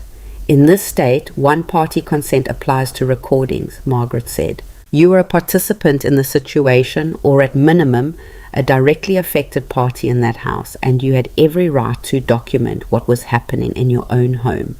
I'm not concerned about the legal exposure. She paused again. But I want you to understand that this may get more complicated before it simplifies. Vanessa's father is a man with resources and with the particular motivation of a parent who believes his child has been wronged. His child was planning to maneuver around my son and around me to claim a house she has no legal claim to, I said. I know that, she said, and any judge who hears the recording will know it too. I'm just telling you, be prepared, and don't engage with any attorney they send your way without calling me first. I hung up and sat in the kitchen. My kitchen, my table, my window with its row of herbs. Here is what I've learned about being a woman of 68 who has made a decision and set it in motion. The decision doesn't end things. It starts them. All that calculation I did in those weeks of quiet watching, all that precise legal preparation, I had thought of it as the conclusion of something, and it was. But it was also the beginning of a different chapter, one with fewer clear edges and more endurance required. I was tired. I want to tell you that plainly. The kind of tired that sleep doesn't fully fix because it isn't in the body, it's in the will. I was tired of needing to be strategic, tired of holding the phone carefully, choosing words carefully, watching my own life carefully like a woman, monitoring a patient she can't leave unattended. I had been careful for so long. But I discovered something else. I was not afraid. That was new, or it was something I'd forgotten was possible. I had spent so many years managing the comfort of everyone around me that fear and management had become the same thing, and I'd misplaced the ability to distinguish between them. The fear of conflict, the fear of discomfort, the fear that if I stopped smoothing everything over, the whole structure would collapse, and everyone I loved would suffer. And it would be my fault. That fear was gone. Not because the danger was gone. Clearly it wasn't, given the phone call I'd just received. But because I'd done the thing I was afraid of and the structure had not collapsed. It had shifted. Things had changed that I hadn't fully planned for. There was pain and complication, and my grandchildren were in 2 houses now when they should be in 1, and a man I didn't know was paying an attorney to find problems in documents that didn't have problems in them. All of that was true. And I was still standing in my kitchen, and the herbs in the window were growing. And my son was upstairs making his bed before going to work for the first time in a long time. And the house around me was mine in a way it hadn't been in 4 years. I picked up the phone and called Margaret back. "Tell me what I need to do," I said. She told me. I wrote it down. I read it back to confirm. I said thank you and I hung up. Then I called Carla. I need you to know, I said when she picked up, that things may get complicated. Someone's family has a lawyer looking for angles. Are you okay? She asked immediately. I'm fine, I said. I just want you to be prepared in case anyone contacts you about the piece. What do I say if they do? You say that everything you published was reviewed and approved by the subject before it went live. That all identifying details that could be legally sensitive were either removed or altered, and that you have documentation of that process. And then you say you'll have your own attorney review any further inquiry before responding. I paused. Do you have an attorney? A short silence. I have a friend who passed the bar. That might need to become something more formal, I said, just as a precaution. She was quiet for a moment. Mrs. Carter, I'm sorry this got complicated. Don't be, I said. Complicated means it mattered. Simple things don't get lawyers sent after them. The hearing, if you could call it that, it was technically a preliminary inquiry through a mediator rather than a courtroom. Margaret had explained the distinction 3 times, and I understood it structurally even if the terminology still blurred together, was scheduled for 6 weeks out. Vanessa's father's attorney had filed a formal objection to the trust on 2 grounds. First, that the establishment of the trust constituted financial manipulation in the context of a family relationship. And second, the recording argument. Margaret had anticipated both and had documentation prepared for both. I had signed 17 different things in the 2 days before the inquiry date, and Margaret had read every one aloud to me before I signed, which I appreciated because I do not sign things I don't fully understand, a habit I developed young and have never regretted. Daniel knew about the inquiry. I had told him the day after Margaret called. Sitting at the kitchen table in the morning, Marcus at school, the 2 of us with coffee. His face did something complicated when I told him his wife's family had sent a lawyer. Vanessa knows about this? He asked. I don't know what Vanessa knows, I said. I know her father does. He was quiet for a long moment. Did she? Do you think she asked him to do this? I didn't answer immediately because I genuinely didn't know, and I wasn't going to speculate. I think, I said carefully, that her father is the kind of man who responds to what he perceives as an attack on his daughter without necessarily being asked to respond. That's just my read. I could be wrong. Daniel put his mug down. I should call her. That's your decision to make, I said. But don't call her on my behalf. Whatever you work out between yourselves, keep it separate from this. My legal situation is mine. Mom, he looked at me. She's still the mother of my children. I know that, I said. I'm not asking you to forget it. I'm asking you to let me handle my own business. He nodded slowly. The look on his face was something I recognized from his father. That male tendency to want to fix the thing that isn't theirs to fix. The discomfort of watching a situation unfold that they can't manage through action. Robert had been the same way.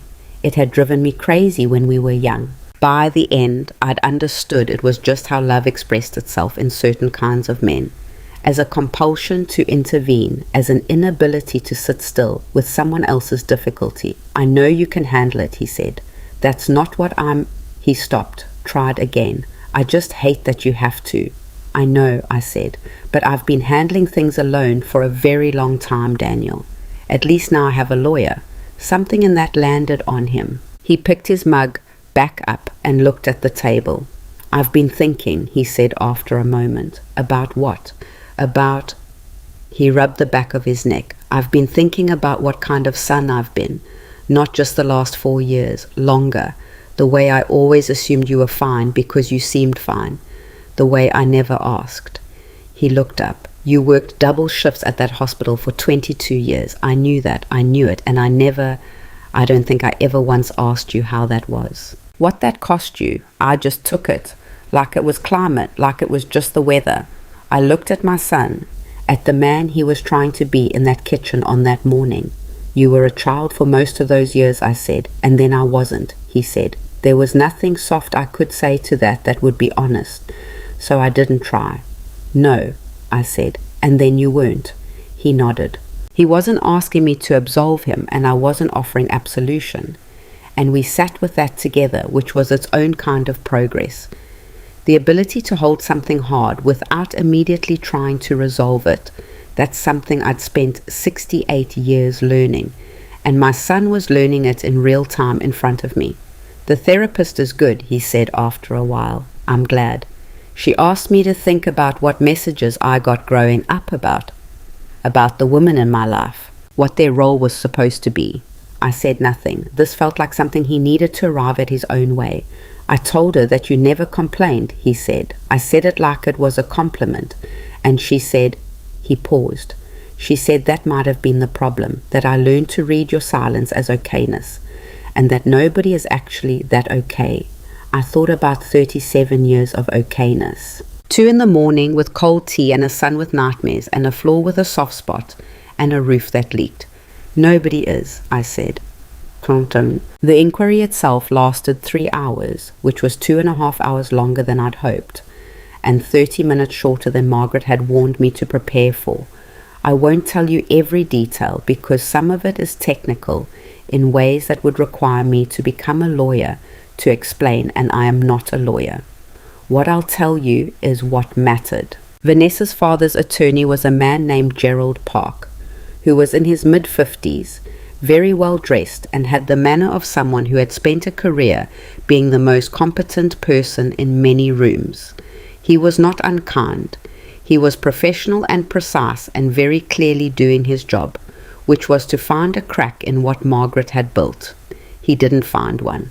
Margaret had prepared for every argument he raised. The duress claim failed on documentation. She had records of every meeting, the dates, the deliberate timeline of events, all of which made clear that I had acted methodically and with full capacity over a period of weeks, not in a moment of emotional reaction. The recording argument failed on the one-party consent law, which Margaret cited twice with the calm precision of a woman who had been waiting for exactly this.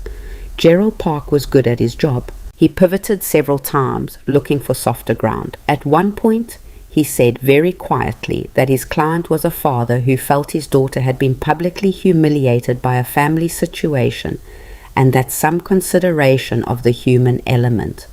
Margaret said equally quietly, there is a recording of your client's daughter discussing how to manage property that does not belong to her, without the knowledge of her husband, with the specific intention of excluding him from the conversation. We're happy to discuss the human element. He moved on. I said very little during those 3 hours.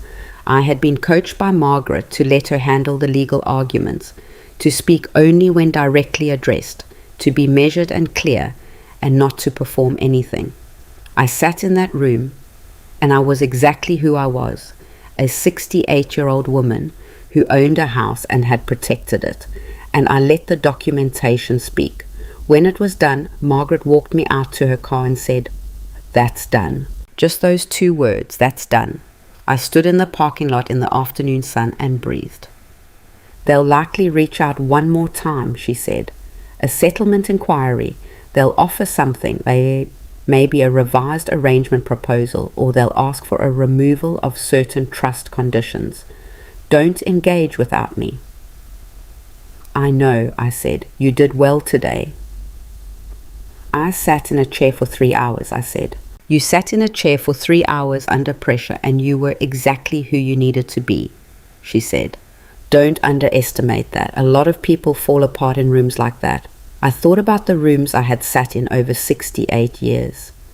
The room where they told me Robert's heart had stopped. The room where I signed the mortgage papers alone, my hand trembling slightly on the pen. The room where I sat with Daniel on the edge of his narrow hospital bed when he was 9 and sick with pneumonia and scared, and I held his hand and kept my voice steady for him, even though I was terrified. I knew how to sit in hard rooms. I'll be fine, I said. She nodded. She believed me, which felt like the right response. I drove home on streets I'd driven for 37 years, past the grocery store where I'd once cried over a chicken coupon, past the school where I'd watched Daniel get on a bus for the first time, past the church I didn't attend anymore, but whose parking lot I'd used as a turnaround for decades. I turned onto Millbrook Lane. I pulled into my driveway. The maple in the backyard was visible from here, the top of it, the wide crown of it, catching the late afternoon light, and holding it in that particular way old trees hold things, with the steadiness of something that has simply been there long enough to know how to bear weight. I sat in the car for a moment. I wasn't at the end of anything yet, that was clear. There were things still in motion, still unsettled. Daniel's marriage, Marcus's adjustment, the question of what Vanessa would do next, the question of what my son and I were building between us on the other side of all this damage. There was no neat resolution waiting for me when I opened the car door, but there was the house, there was the maple, there was the cream wallpaper with the small blue flowers that I had put up myself with borrowed equipment and sore arms in 1994. There was a man inside, my son, who was learning slowly and imperfectly who he needed to be. I opened the car door and walked up to my front door and put my key in my lock and went inside. The kitchen smelled like coffee. Daniel had made a pot and left a mug on the counter for me. I stood there for a long moment, just looking at the mug. Then I poured myself a cup and sat down at my own table, in my own house, in the afternoon quiet that was still sometimes lonely and still sometimes a relief, and was finally mine to feel either way. The settlement inquiry came on a Tuesday, 3 weeks after the preliminary hearing. Margaret called me at 9 in the morning, which was early enough that I was still in my house coat with my first cup of coffee, and she had that quality in her voice that I'd learned to read over the months of working together. The neutral but alert tone of someone who's holding information carefully before releasing it. Gerald Park's office sent over a proposal, she said. I want to go through it with you before you react to any of it. I'm listening, I said. She read it to me. I stood at the kitchen counter and listened to the whole thing without interrupting, because Margaret had taught me early in our relationship that my instinct to respond immediately was something I needed to manage in legal context, that the useful thing was to hear the whole shape of something before deciding what I thought of it. The proposal had 3 components. First, that the trust be modified to include Vanessa as a partial beneficiary upon my death, specifically a 20% share of the property's assessed value.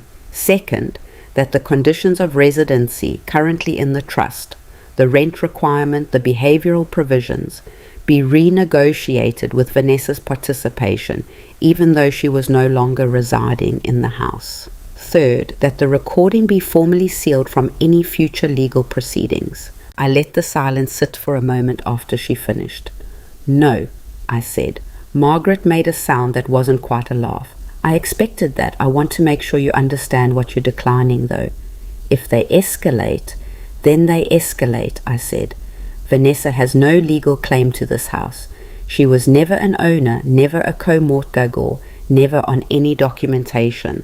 The fact that she lived here does not create entitlement. The fact that her father has resources does not create entitlement. And I am not going to rewrite my legal protections because someone with a lawyer thinks I should. Agreed on all points, Margaret said. I just needed to hear you say it clearly. Consider it said. There's one more thing in the proposal, she said, and her voice shifted slightly. This one's different. It's a personal request from Vanessa, not from her father's attorney. She's asking if you'd be willing to meet with her. Just the 2 of you, no lawyers present. I sat down at the kitchen table. This I had not expected. Did she say why? I asked.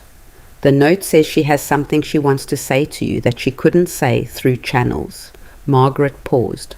It's entirely your choice, Evelyn. You have no legal obligation to meet with her. And if you do choose to meet, I'd recommend doing it in a neutral location and not discussing the trust or any legal matter. I know, I said. Do you want time to think about it? I looked out the window at the maple in the backyard, the morning light moving through its branches in the slow, indifferent way that light moves through old trees. I'll meet her, I said. Daniel found out about the meeting that evening. I told him at dinner, just the 2 of us and Marcus. pasta that Daniel had made himself, which was an ongoing project of his in the months since Vanessa left. The slow discovery that he was capable of feeding his own household. He'd learned 4 dishes so far. The pasta was the best of them, which wasn't saying much yet, but I'd watched him stand at that stove with his phone propped against the backsplash, following a video at full concentration, and it had moved me in a way I hadn't expected. Something about seeing your adult child learn a small domestic thing for the first time, understanding, finally, what you'd been doing all along. He looked up from his bowl when I told him. "You're meeting Vanessa," he said, not quite a question. Yes. He was quiet for a moment. Marcus was eating with the focused efficiency of a 7-year-old who had somewhere to be after dinner.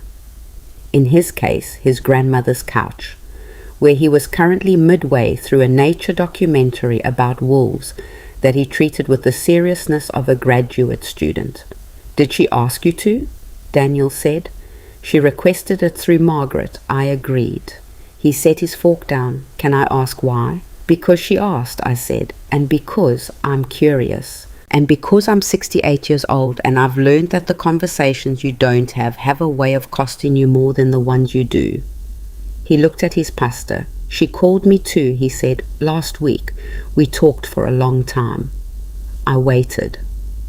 "She's in therapy twice a week now." He rubbed the back of his neck. "She says she understands things that she didn't before, about patterns, about where they came from." He was picking his words carefully, the way people do when they're reporting on a conversation they're still inside of emotionally. She said her therapist helped her see that she had a way of ranking people in terms of who deserved her consideration and who was background. "She said something similar to me the morning she left," I said. "I know, she told me." He looked up. "She's also saying she doesn't expect things to go back to the way they were between her and me. She says she's not working toward that. She's working toward being a good mother and a different person. And she says those 2 things are enough right now." Something in his face when he said this, a particular kind of sadness that doesn't have self-pity in it, just the clean acknowledgement of a loss that is real, made me reach across the table and put my hand briefly on his. He looked down at my hand and then back up. "Are you okay?" I asked. "I don't know," he said. "I think I'm something. I'm not sure it has a name yet." I took my hand back. "That's an honest answer. The therapist says..." He almost smiled. "She says I say the therapist says a lot now." "Is that a problem?" She says no. She says it means I'm integrating the work. He did actually smile then, briefly, at the slight absurdity of the sentence. "I have no idea what that means, but I'm trying to trust the process." Marcus looked up from his bowl. "Dad, can I have more?" Daniel got up and served him more pasta, and the dinner continued, in the way that family dinners continue, in the small, ordinary motions of people sharing a table, which is both the simplest and the most complicated thing in the world. I met Vanessa on a Saturday at a cafe called Fernwood, which was neutral territory in the most literal sense. It was in a neighborhood neither of us lived in, recommended by Patricia, who had once had a difficult conversation there with her own sister and said the lighting was good and the tables were far enough apart for privacy. I arrived first. I ordered tea. I chose a table in the back corner with a clear view of the door and sat with my hands in my lap and waited. Vanessa came in 7 minutes after our agreed time, which I noted without judgment. 7 minutes is within the range of traffic and parking and 1,000 other ordinary causes. She was wearing something simple, dark jeans and a light grey jacket, her hair down rather than in its usual low ponytail. She looked different, not diminished exactly. Vanessa was not a woman who diminished easily, but something about her was less armored than I was used to. She looked like herself, but with fewer layers of management between herself and the room. She spotted me and crossed towards the table. She sat down. She ordered coffee from the server without looking at the menu. We looked at each other. "Thank you for coming," she said. "You asked," I said. "I was curious." The corner of her mouth moved. "You've always been direct," she said. "I didn't appreciate it at the time." "What did you appreciate at the time?" I asked. She thought about it. Genuinely, I could tell she was turning the question over, not deflecting it. "Your consistency," she said. "I told myself I found it boring, but I think what I actually found it was uncomfortable, because it made me aware of my own inconsistency." The coffee came. She wrapped her hands around the mug. "I've been in therapy a long time," she said. "I want you to know that. I wasn't. The things I did, the way I treated you, that wasn't something I started doing when we moved into your house. It was a pattern I already had. My therapist calls it functional devaluation. The way I related to people I depended on, She stopped, tried a different approach. "I had a way of deciding beneath the surface that someone was useful to me in a specific way. And once I'd categorized them that way, I stopped being able to see them as full." As the word she uses is three-dimensional. I stopped being able to see them as three-dimensional. "When did that happen with me?" I said. Not aggressively, I genuinely wanted to know. She was quiet for a moment. "About 8 months in," she said, "when I got the new job, when I realized we were comfortable and it was easier to stay." She looked at her coffee. "You never asked for anything, and I think I took that to mean you didn't need anything, which is insane when I say it out loud. But that was the logic inside it. I didn't ask for anything," I said, "because I spent 30 years training myself not to. Because the people I loved needed things from me constantly, and I learned to put my needs last, and eventually that became invisible even to myself." I paused. "So in some ways we were two women reinforcing the same problem from opposite sides." She looked at me for a long moment. "I hadn't thought of it that way," she said quietly. "Most people don't," I said. "It's easier to have a villain and a victim, cleaner." "You could have been the villain in how you told the story," she said. "Carla's piece. You could have made me the villain. You didn't." "Carla made her own choices about how to write it," I said. "But no, I didn't want that. Villains are simple. You're not simple. What you did was harmful, and deliberately so, and you need to be held accountable for it. And you are being held accountable through the legal structure I put in place. But I didn't want the story to be about destroying you. I wanted it to be about reclaiming myself. Those are different centers of gravity." She nodded slowly. "My father," she said, and then stopped. "I know about the settlement inquiry," I said. "I didn't ask him to do that." Her voice was flat and clear. "I want you to know that directly. He decided on his own that you'd wronged me and that he was going to fix it. I told him to drop it. He doesn't listen to me on things like this. He's been protecting me that way my whole life, and I've only recently started understanding what it cost me." She looked up. "I'll tell you something I've never said to anyone outside a therapy room. My father's brand of love is the kind that never lets you be responsible for yourself, because if he fixes everything, he remains necessary. And I spent 37 years not seeing that. The cafe hummed around us. Dishes somewhere, a conversation at the table across the room, indistinct. He's going to drop the inquiry, she said. I told him if he didn't, I would have my own attorney file against us on my behalf. He didn't believe me. She picked up her coffee. He will believe me soon. I studied her face. The Vanessa I had known for 6 years had always been competent and managed and slightly inaccessible. The woman across from me now was all of those things still, but there was something newly visible in her. A fault line, not a weakness exactly, but the place where the managed surface and the actual person inside it were starting to come apart at the seam. That's a vulnerable state. It can go either way. I believe you, I said. She exhaled. I owe you an apology, she said. Not the version I gave you the morning I left, which was true but incomplete. A full one. She set her mug down. I filmed you without your knowledge and I mocked you publicly, and I didn't understand until much later how specifically cruel that was. Not just the privacy violation, but the choice to reduce you to a punchline when you were in your own home doing something that deserved respect. I made you a joke to strangers, and I let people laugh at your slippers and your house dress, and I am sorry for that specifically. Not just as a general apology, but for that particular thing, because that particular thing was one of the worst things I've done, and I need you to know that I know it.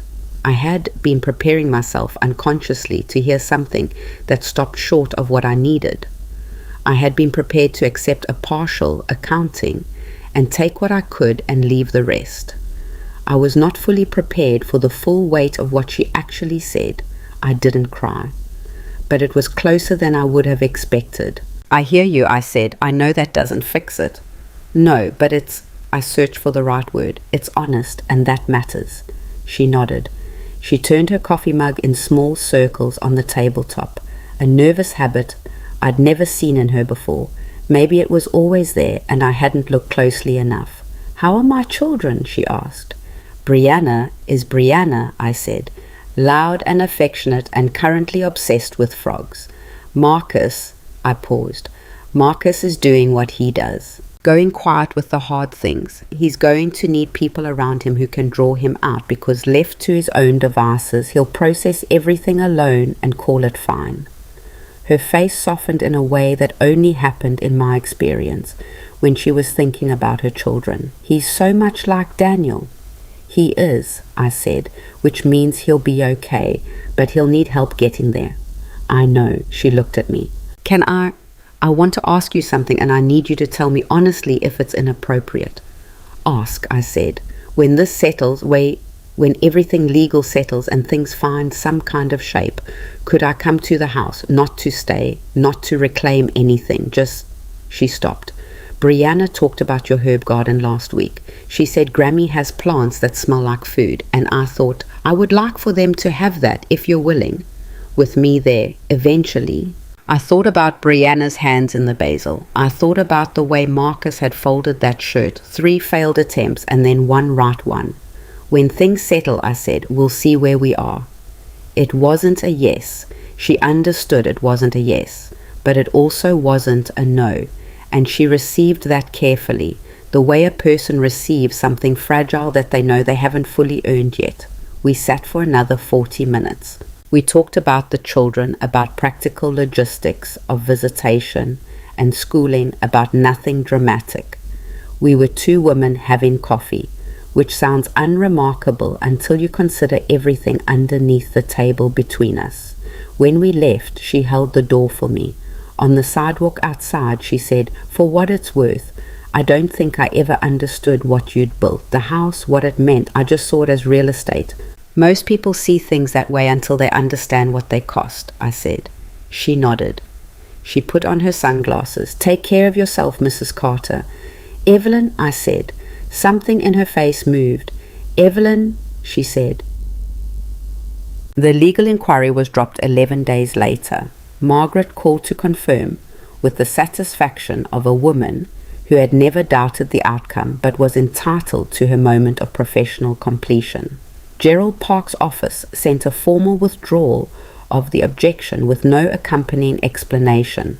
Margaret said that was standard and fine and that we were done. I thanked her. She said it had been her pleasure, and I believed her. I sat with the phone in my hand for a moment after we hung up and felt the specific stillness of a thing that is truly finished. Not resolved in the sense that everything was healed and clean. I was not confused about that. But the legal chapter, the formal battle over the ground I stood on, was closed. The trust stood. The house was mine in every way that paper could make it mine, and the paper was solid. I called Patricia. It's done, I said. She made a sound that was halfway between a laugh and a long exhale. Come over this weekend. I'm making food. What kind of food? The kind you don't cook yourself, she said. Sit down and let someone feed you for once. I said yes. And what I want to tell you now is something that doesn't fit neatly into the shape of a story about winning. About 3 weeks after the inquiry was dropped, I woke up at 4 a.m. and couldn't go back to sleep. This wasn't unusual. I've been a light sleeper since my nursing years. The body stays alert even when the professional necessity is gone. But this time I lay there in the dark and felt something unexpected. Not anxiety, not the operational alertness of the past months, the constant low-level monitoring of what was happening and what might happen next. Something older and quieter.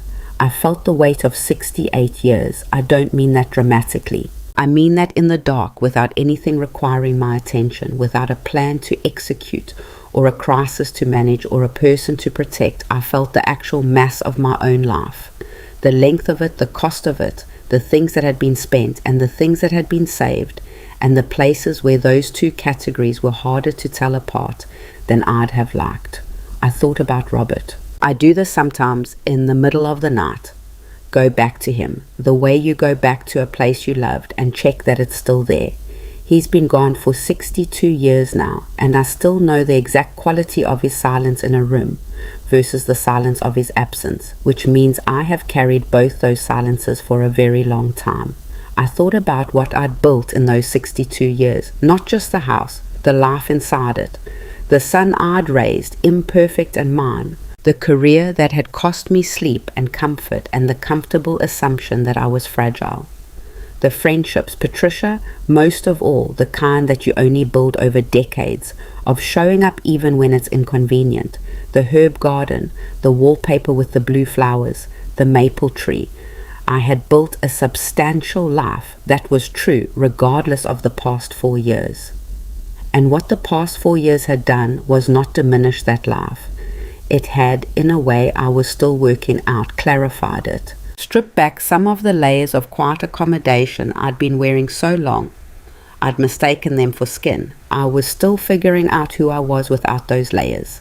That sounds like it should be a peaceful discovery. Sometimes it was. Other times it was genuinely disorienting.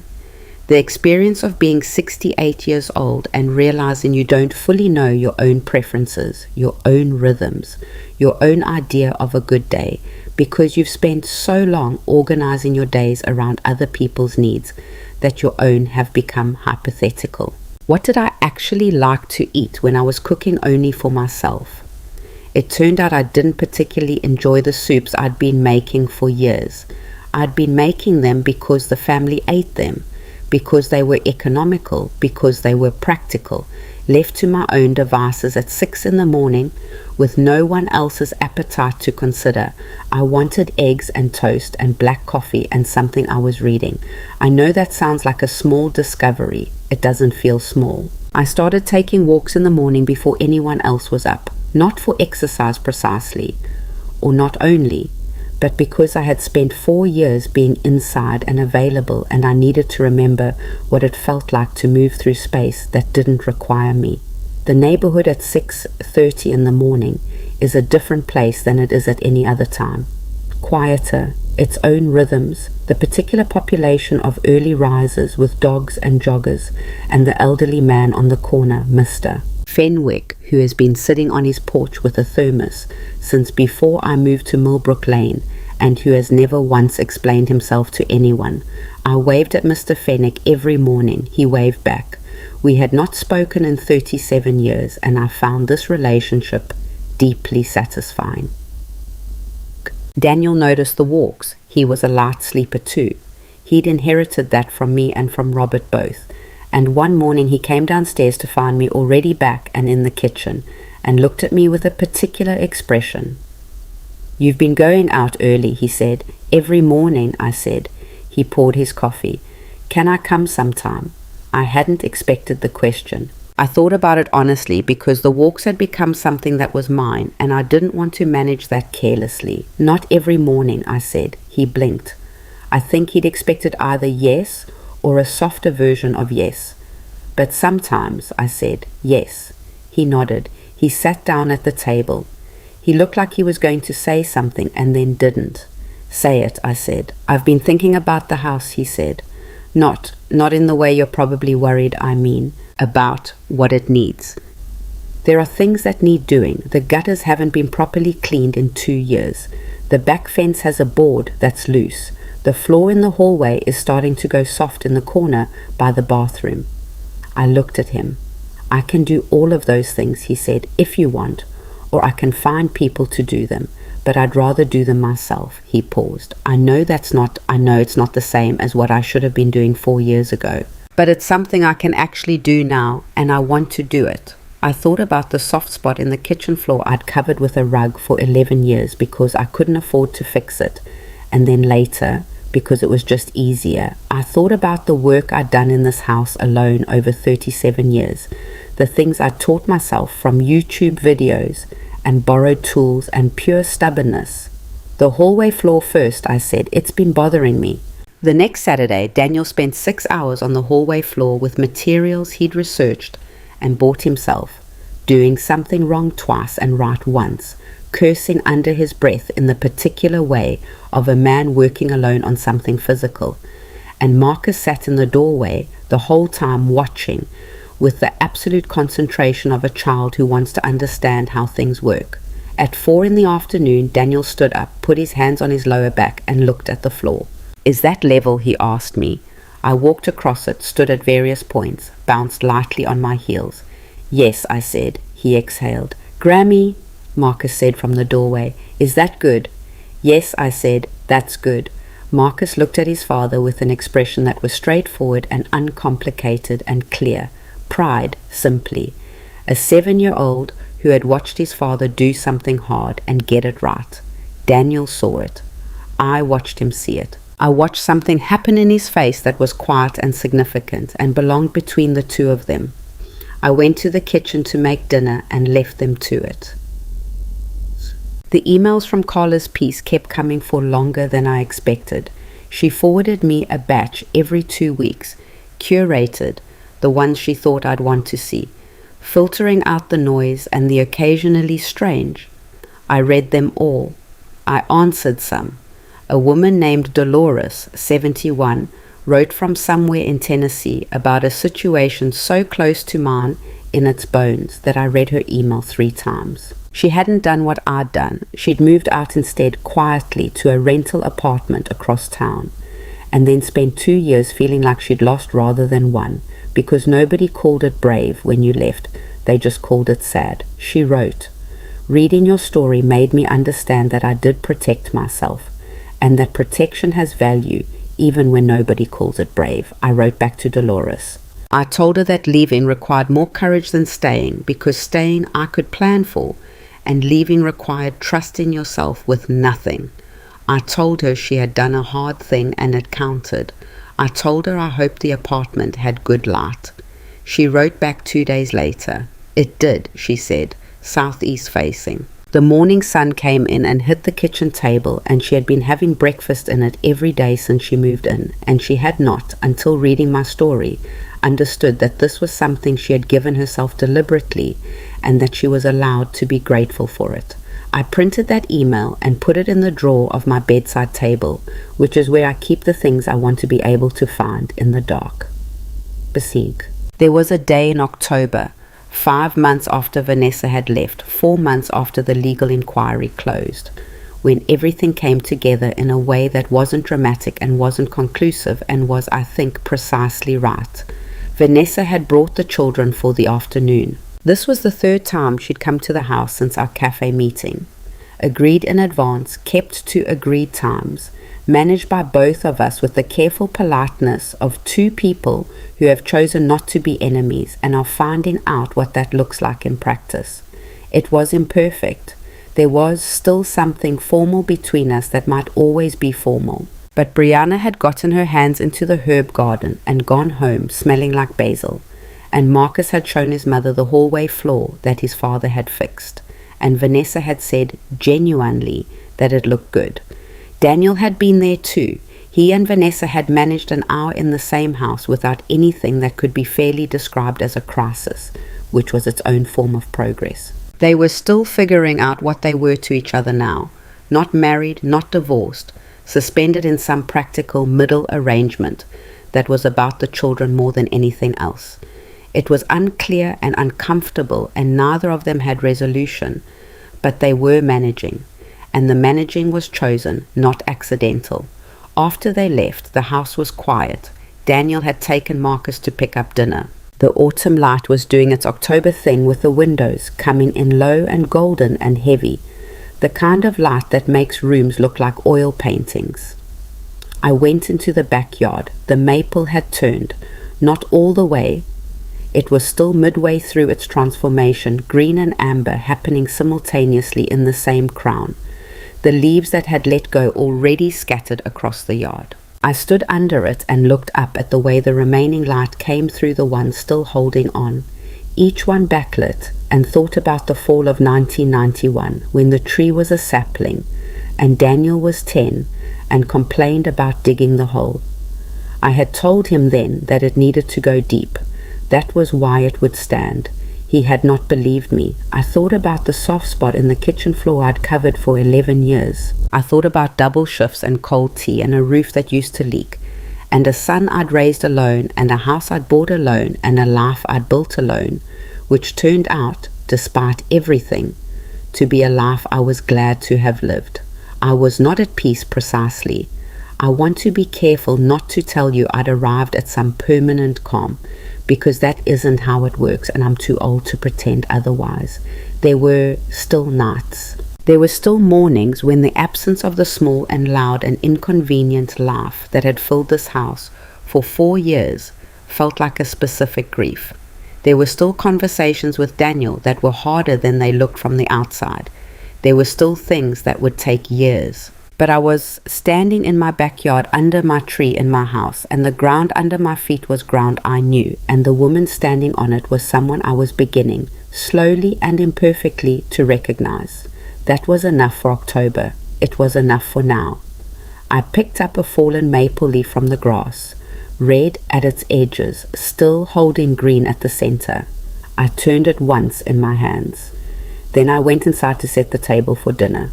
The winter that year came in quietly, not the dramatic kind of winter that announces itself with a storm and makes everyone pay attention, just the slow, incremental kind, the temperature dropping by degrees over weeks, until one morning you go outside and the grass is stiff with frost, and you realize the season changed while you were looking at something else. That's how most important things change, I've found. Not all at once, but in accumulation so gradual you don't notice until you're already inside them. The house on Millbrook Lane changed that way too. Slowly, by degrees, in ways I had to pay attention to catch. Daniel had been sleeping in his childhood bedroom for 8 months by the time November arrived, and the room had gradually stopped looking like a place someone was temporarily occupying. He'd brought more of his things in from storage. He'd bought a proper lamp for the bedside table because the overhead light was too harsh. He'd rearranged the furniture in the way you only rearrange furniture when some unconscious part of you has accepted that this is where you live now, not where you're staying, not where you're waiting, but where you live. I noticed this without commenting on it. I'd learned over the course of this year that some things between Daniel and me were best received in silence, that the most important acknowledgements didn't need to be spoken to be understood. Marcus had started coming into the kitchen in the mornings again, that same padding half-awake walk he'd had since he was 4, and sitting in the third chair from the left, the chair that creaked, that I'd been meaning to fix for years and kept not fixing, because the creak had become a sound I associated with occupied rooms, and I wasn't ready to lose it. He'd sit with a glass of orange juice and watch me make breakfast, with the serious, quiet attention of a boy who was learning how kitchens worked, and occasionally he'd ask questions. Grammy, why do you add salt to the water before the eggs? Grammy, if you've been making oatmeal for 30 years, why do you still read the package? Grammy, what's the point of parsley? It doesn't taste like anything. I answered every question because the questions were his way of being there, and being there was his way of being okay.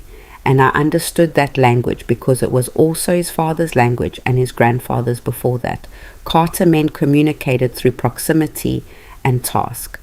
They showed up and they did something, and they let the something speak. I was learning to let it.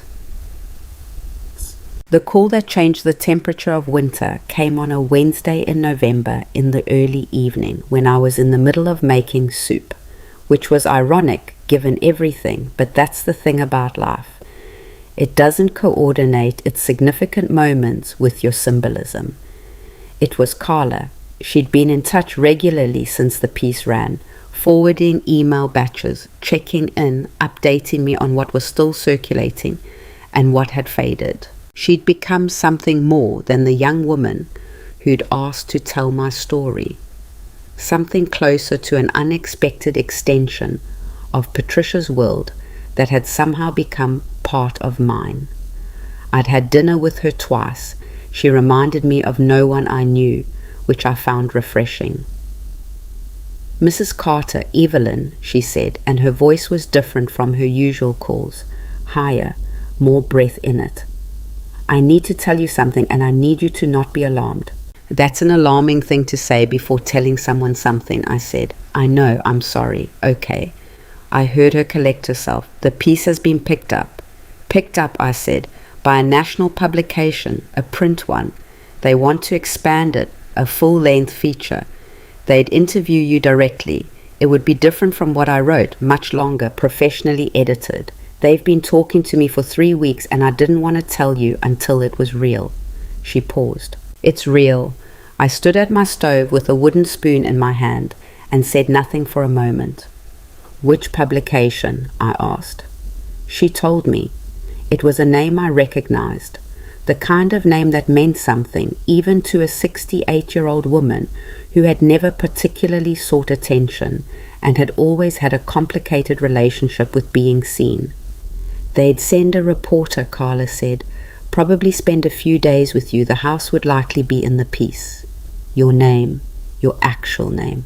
Another pause. You can say no. I want to be clear about that. They'll be disappointed and they'll move on. And none of this, none of what you've built requires this. But I wanted you to have the choice. I stirred the soup. I watched the small circular motion I'd made 10,000 times in that kitchen. Let me think about it, I said. Of course, she said. Take as long as you need. I hung up and stood at the stove for a few minutes after, not moving, just thinking. Daniel came into the kitchen, registered something in my stillness, and stopped in the doorway. What happened? He said. I told him. He was quiet for a moment, then, what do you want to do? I don't know yet. Is there a part of you that doesn't want to? I appreciated the question. He'd been learning over these months to ask the second question instead of only the first. The therapist's influence probably, or just growth. Yes, I said. The part of me that is 68 years old and tired and doesn't want to explain herself to strangers. I paused. And there's another part. What's the other part want? I thought about Dolores in Tennessee with her southeast-facing apartment and her morning sun on the kitchen table. I thought about the woman who wrote 8 paragraphs and said you gave me the words. I thought about Carla's grandmother, who'd made herself background until she didn't have the chance to be anything else. The other part wants to be useful, I said. Not famous, not the center of anything, but useful, in the way that telling a true thing to people who need to hear it is useful. Daniel looked at me for a moment. Then that's your answer, he said. It might be, I said. Get the bowls. I said yes to the interview on a Thursday morning. I called Carla and she called the publication, and by Friday there was an email in my inbox with the name of the reporter who would be coming and a timeline and a list of things they'd want to discuss. The reporter's name was Simone Akebe. She was 44, according to Carla, had been writing long-form features for 20 years, and had a particular interest in what her editor described as the invisible labor economy of American family life. When I read that phrase, I thought, yes, that's exactly what it is. An economy with workers who don't get paid and assets that get undervalued and a balance sheet that nobody looks at until it tips over. Simone arrived on a Tuesday in late November, which meant the maple in the backyard was bare by then, all the leaves down, the branches standing against the grey sky in that winter silhouette that looks stark and actually isn't. It's just the tree being honest about its structure, showing you the bones of itself that the leaves spend all summer decorating. She was a calm woman, direct in the way of someone who has spent decades asking people difficult questions and learned to do it without aggression. She sat at my kitchen table and she asked and I answered, And what I found, to my own surprise, was that I didn't find it as difficult as I'd expected. Maybe because I'd already told the story so many times in my own head. Maybe because the process of living through it had given me a distance from it that I hadn't known I needed until I was sitting on the other side. She asked about the house first, the history of it. I told her about 1987, about Robert, about the $42,000 and the leaking roof and the soft spot in the kitchen floor. She asked about Daniel, about what it had been like to raise a child alone and what I'd given up to do it, and what I'd never told anyone about how hard it actually was. I told her things I hadn't fully articulated before. About the 2 a.m. kind of tired that has nothing to do with sleep. About the specific loneliness of being the person everyone else depends on, which is a loneliness that can't be explained to the people depending on you, because explaining it would make them feel guilty and you love them too much for that. About the way you train yourself over years to take up less and less space until you've compressed yourself so efficiently that when someone finally looks at where you should be standing, they look right through you. She wrote in a small notebook with a pen that she clicked open and closed between questions. She asked me about the video. I told her about seeing myself on the screen in my own kitchen, the caption, Daniel's comment. I told her what it felt like without dressing it up in anything. The floor dropping out, the cold clarity, the box I put the feeling in because I'd spent a lifetime learning to function inside pain, and I wasn't going to unlearn that skill now. When did you decide? She asked. Exactly when did you decide to do what you did? I thought about it honestly. I don't think there was one exact moment, I said. I think there was a series of moments that built up like water finding a crack. You don't see it happening, and then suddenly the crack is a fracture. I paused. But if I had to name one thing, there was a hallway outside the kitchen. I was standing in it one night listening to Vanessa on the phone, and I was looking at wallpaper I'd put up myself in 1994 with borrowed equipment and sore arms, and I thought, this is my house, every inch of it. And I'm standing in my own hallway like a stranger. I looked at my hands. That was when I stopped being angry and started being deliberate. Anger is useful for about 10 minutes. Deliberate is what actually changes things. Simone looked up from her notebook. Can I quote that? She said. You can quote all of it, I said. That's why you're here. She stayed for 2 days. She spoke to Patricia with my permission. She spoke briefly to Daniel, who was careful and honest in the way he'd been learning to be careful and honest, not performing, not managing his image, just telling the truth of what he'd done and what he understood about it now. She asked to speak to Vanessa. I called Vanessa and asked if she was willing, and there was a long pause on the phone. What would it accomplish? Vanessa said. I don't know, I said, but I think it might be good for the story to not be only about what you did wrong. Another pause. That's surprisingly fair of you. I told you, I said, I don't want it to be about destroying you. Vanessa spoke to Simone for 40 minutes by phone. I wasn't present. I didn't ask what was said. That was between Vanessa and whatever version of her story she was willing to give to a stranger, and the autonomy to make that choice was hers. On the evening of the second day, Simone sat with me on the back porch. It was cold, genuinely cold, the kind that makes you feel the season in your bones. And we had coats and the old plaid blanket I keep on the porch chair, the one that's been washed so many times it's more memory than fabric.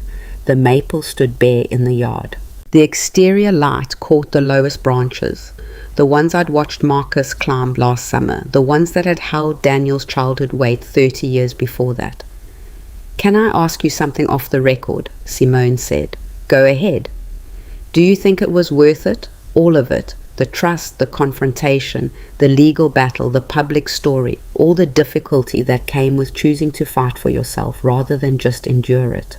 She looked at the yard. Do you think it was worth the cost? I thought about the cost honestly. My son's marriage, which was gone in the form it had existed. Though perhaps it would have collapsed under its own weight anyway. I couldn't know. my grandchildren in 2 houses, which was not what I would have chosen, the months of legal anxiety, the call from Margaret, the mediation room, the 17 documents I'd signed, Patricia spending her evenings helping me rather than resting. The energy spent, the sleep lost, the moments when I had sat alone in this house in the deep quiet and wondered if the version of myself that kept the peace was easier to be. Yes, I said, without hesitating. Simone looked at me. I'm not saying it didn't cost anything, I said. It cost a great deal. Real things. Things I can't get back. I looked at the maple. But the alternative was continuing to pay a different price, a slower one. The kind you pay in small daily installments of your own dignity, until one day you look up and realize you've spent yourself entirely and there's nothing left that you actually recognize as yourself. I paused. I would rather have fought one hard fight than lost myself one quiet day at a time. That's the honest answer. She nodded. She wrote something in a notebook even though she'd said it was off the record. Maybe she'd ask permission later. I didn't mind. One more thing, she said. What do you want people to take from this story? If you could say one thing directly to whoever reads it. I thought about the woman in Tennessee with her mourning son. I thought about Carla's grandmother.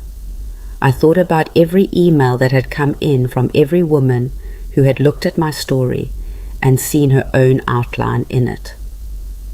I want them to know, I said slowly, that quiet is not the same as consent, that accommodating the people you love is not the same as disappearing for them, that there is a line and you're allowed to know where it is and you're allowed to defend it, and defending it doesn't make you selfish.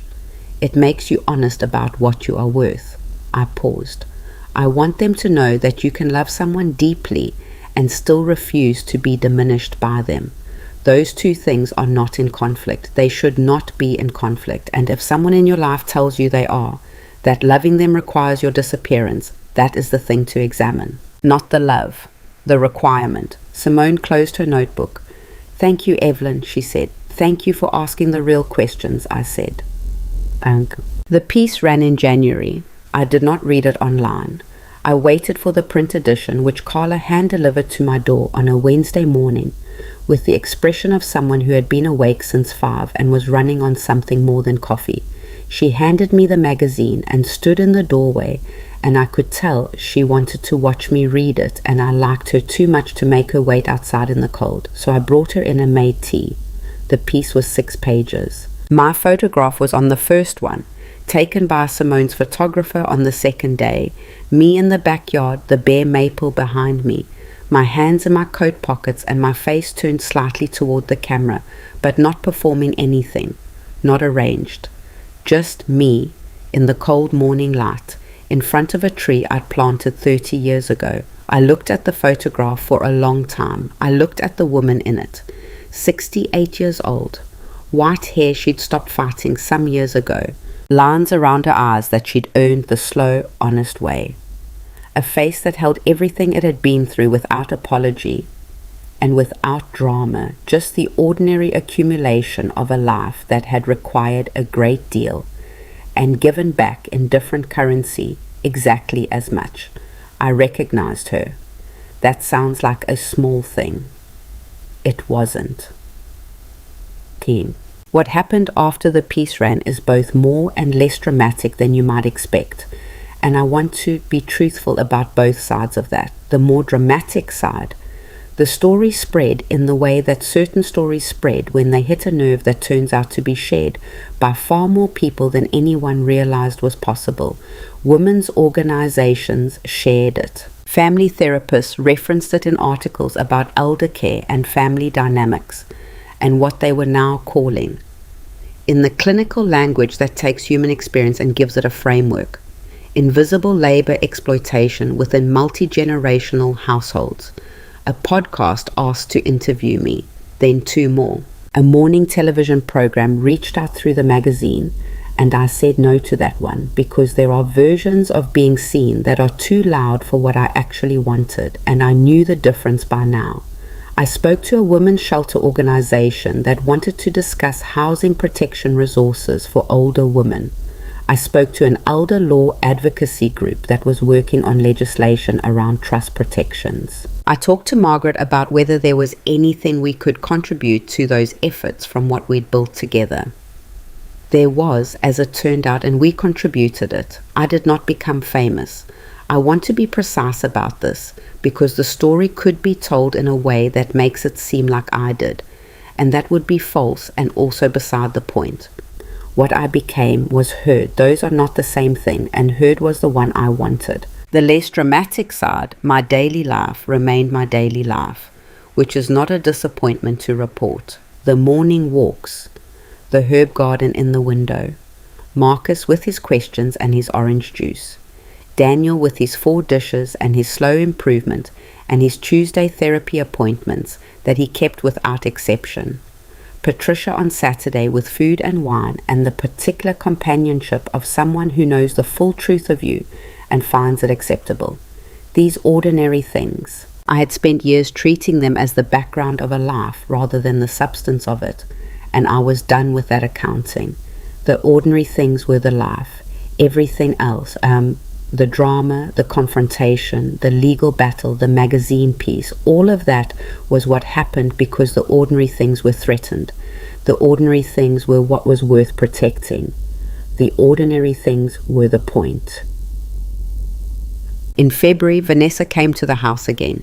She'd been 3 times now since the cafe meeting, each time a little less formal, the careful choreography between us gradually becoming something slightly more natural without losing the boundary that kept it honest. This time she brought Brianna, who was 5 now and had developed since the move an obsession with my herb garden that had become a genuine ongoing project between us. We'd been in correspondence about it, through Daniel initially, and then through brief phone calls that were entirely about basil and mint, and whether cilantro could be grown indoors in winter, and were conducted with the business-like focus of 2 people who've decided the herb garden is safe territory and are operating accordingly. Vanessa stood in the kitchen while Brianna and I crouched at the window box, and I watched her in my peripheral vision, the way I'd learned to watch people, not staring, just registering. She looked steadier than she had in October. Something had settled in her in the intervening months, some process that had been working beneath the surface. Her face was less managed. The control was still there. Vanessa was not going to become a different kind of person fundamentally, but the management was sitting differently on her, like a coat worn over one's own clothes rather than instead of them. The cilantro is not doing well, Brianna reported, with the gravity of a 5-year-old delivering bad news. I know, I said. We're going to have to talk to it. Brianna looked at me very seriously. Plants can't hear. That's what they want you to think, I said. From the kitchen, Vanessa made a sound that took me a moment to identify, a laugh, small and sudden and real, surprised out of her, the kind you can't produce on purpose. I didn't look up from the herb garden, but I filed it away. Later, when Brianna had been settled in the living room with coloring materials, and we were both in the kitchen, Vanessa said, I want to tell you something. All right, I said. My father dropped the inquiry because I told him to, she said. But I also told him something else. I told him what I'd done. The recording, the planning, all of it, from my own mouth, not filtered. She looked at the counter. He argued with me for a week. He told me I was being too hard on myself, that I was just being practical, that any reasonable daughter would think about these things. She paused, and I told him that a reasonable daughter doesn't exclude her husband from conversations about his own mother's property. I told him there was no version of what I'd done that was okay, and that I was not going to let him reframe it for me. I looked at her. He didn't take it well, she said. No, I said. I wouldn't expect he would. He's not a bad man. She said it the same way Daniel had said she wasn't a bad person, with the same mix of conviction and complication. But he has a way of making the world organized around his narrative, and I've been living inside that narrative my entire life, and I'm working on what it means to step outside it. She met my eyes. My therapist calls it differentiation. I call it exhausting. Most important work is, I said. She nodded, a pause. Then, is it getting easier? with time, the work of figuring out who you are when you stop organizing yourself around other people. I thought about 68 years, about the woman in the photograph in front of the maple, about the eggs I actually wanted in the morning, and the walks I took alone, and the southeast-facing light in Dolores's apartment that I'd never seen but somehow felt I understood completely. It gets different, I said, easier and harder in different places. But the direction is right. I paused. Keep going in the direction. She looked at me for a moment with something in her face that was neither gratitude nor apology, but something that contained both. Something that belonged to two women in a kitchen who have done each other harm and chosen, with difficulty and imperfection, not to become the worst version of that story. Okay, she said. Okay, I said. Brianna appeared in the doorway holding a coloring page. I colored the horse purple, she announced. That's the right choice, I said. Grammy, she said, can we check on the cilantro again? Yes, I said, but bring your coat, it's cold by the window. There's a thing I've been thinking about in the months since all of this happened, and I want to try to say it right because I think it matters. We talk about women who sacrifice as if sacrifice is their nature, as if it's something they're built for, wired for, as natural to them as breathing. We tell stories about mothers and grandmothers and the women who hold families together, and we tell those stories with a particular reverence that sounds like gratitude but functions more like justification. As long as we call it beautiful, we don't have to call it what it also is: unsustainable, unacknowledged, sometimes unjust. I sacrificed for 40 years. I do not regret 40 years of sacrifice. What I regret is the 20 years in which I stopped choosing it and started performing it on autopilot because I'd forgotten I was allowed to choose differently. The choice is what makes sacrifice meaningful. Remove the choice and you don't have sacrifice anymore. You have exploitation wearing the costume of love. That is the thing I want every woman who hears this story to understand. Not that you should be selfish, not that family is dangerous, not that love requires nothing of you. Love does require things of you. Real, hard, daily things. But love that requires your complete erasure. Love that says, give everything and hold nothing, need nothing, take up no space, have no edge to you, no limit, no line. That is not love asking. That is entitlement wearing love's clothing. And you are allowed to take the costume off and show people what's underneath. You are allowed to say, I have done enough. I am allowed to remain. You are allowed to say, this is mine and I built it and I will decide what happens to it. You are allowed to be the person at the center of your own life, not the background of someone else's. This is not radical. It should not be radical. But for a great many women of my generation and younger and older, it has felt impossible. And I think part of why it felt impossible is that no one was showing us what it looked like to do it, to hold the line and still be standing afterward, to protect yourself and still be loved, imperfectly and with complication, but genuinely. I am standing. I am loved imperfectly and with complication. I want that to be the thing you take with you. March came the way March always comes in this part of the world, reluctantly, still carrying cold in its coattails, but with the unmistakable early signatures of what's underneath. The crocuses I'd planted along the front walk 5 years ago were already pushing through. The maple, bare since October, had the first faint redness at the tips of its branches that meant the buds were coming. I was sitting in the garden chair when Daniel came out. Not the usual time. This was mid-morning, a Saturday, and he had Marcus with him. And Marcus had a shovel that was approximately his own height, and the expression of a child who has been given a task and takes tasks seriously. What's this? I said. We're planting something, Daniel said. I looked at the shovel. What are you planting? Marcus held up a small container with 2 hands carefully, the way you carry something you know is fragile. Inside it was a small tree. Not much bigger than a stick, really, with a few emerging buds at the top, its roots balled in burlap. It's a dogwood, Marcus said. Dad looked it up. They grow fast and they flower in spring. I looked at Daniel.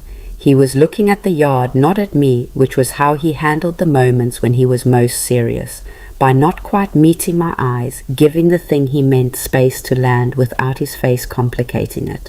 I thought. He stopped, started again. You planted the maple when I was 10, and you said you planted it to show me where trees came from. He put his hands in his jacket pockets. I thought maybe it was time to show Marcus. I looked at my grandson holding his small tree with the absolute concentration of a child who understands that he is part of something, though not entirely what. Where do you want it? I asked. Wherever you think, Daniel said. I looked at the yard. I looked at the maple, 35 years old now, wide and bare and certain, its roots as deep in this ground as anything living had ever been. I thought about 1991 and a boy complaining about digging and being told the hole needed to be deep. That was why it would stand. There, I said. I pointed to a spot on the far side of the yard where the morning light would hit it first in spring and summer. It'll get good sun. And it won't crowd the maple. They'll have room to be themselves. Marcus looked at the spot. He looked at the maple. He looked at me. Grammy, he said, how deep do we dig? I stood up from the garden chair. I held out my hand and he gave me the small tree, carefully, like a transfer of something important, which it was. Deep, I said. Come on, I'll show you. We dug together, all three of us. Marcus with his oversized shovel, Daniel with the adult one, and me directing, because I knew this yard, the way you know something you've loved for 35 years. I knew where the soil was good and where the tree would have the best chance. I knew what this ground had held before and what it could hold still. We got it in by noon. Marcus packed the soil around it with his hands because I told him that was the right way to finish. Not just with a tool, but with your hands, so the tree knows somebody put it there on purpose. He looked at his dirty hands afterward with something close to pride. Now what? He said. Now we wait, I said, and we come out and check on it, and we water it when the ground is dry. And in a few years it'll have flowers in spring, and in a few more after that it'll be something you can sit under. He looked at it, at the small stick of a thing, barely significant against the yard, against the sky, against the enormity of the maple beside it. It doesn't look like much yet, he said. No, I said. Things that last usually don't at first. He nodded like he was filing that away. The way children store things they don't yet understand but recognize as worth keeping. Daniel was washing his hands with the garden hose. The water ran clear and cold over his hands, and he shook them dry the way his father used to. 2 hard shakes, same gesture, 30-something years apart. I stood in my backyard between the old maple and the new dogwood, between the thing I'd planted when my son was 10 and the thing we'd planted for his son, between the past and whatever was coming, and I felt the ground under my feet. My ground, my yard, the soil I had known and tended and occasionally cursed for 37 years. I was not at the end of anything. That's the part that took me longest to understand about what I'd done. I kept expecting an ending, a final resolution, a place where everything settled into clarity and stayed there. But life doesn't work in final resolutions. It works in seasons. The maple goes bare every winter and comes back every spring, not because something fixed it, but because that's what living things do when they have enough root. They go through their hard season and they come back. I had root. 37 years of it. I was coming back. The morning sun was behind the clouds, that particular soft, diffused winter light that makes everything even and gentle and honest. No shadows. Just the yard, the trees, my son, my grandson, the cold March air, and the particular silence of a house that is finally, after everything, at peace with who lives in it. Come inside, I said. I'll make lunch. Marcus ran ahead. Daniel fell into step beside me, and we walked back across the yard together. And I thought about the woman who had sat alone in the same yard in the first week after everything, feeling the shape of her own reclaimed quiet.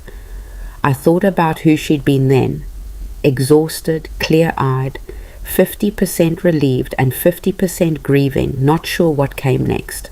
I knew her. I was still her. Still. but I was also something more than her now, something that had been waiting, patient as a maple in winter, for the season to turn. At the back door, Daniel held it open. I walked through it into my kitchen, into the smell of coffee still warm in the pot, into the morning light, through the window where the herbs were growing, into the ordinary, irreplaceable substance of my own life. I was home. I had always been home. I just had to fight my way back to it, and I would do it again.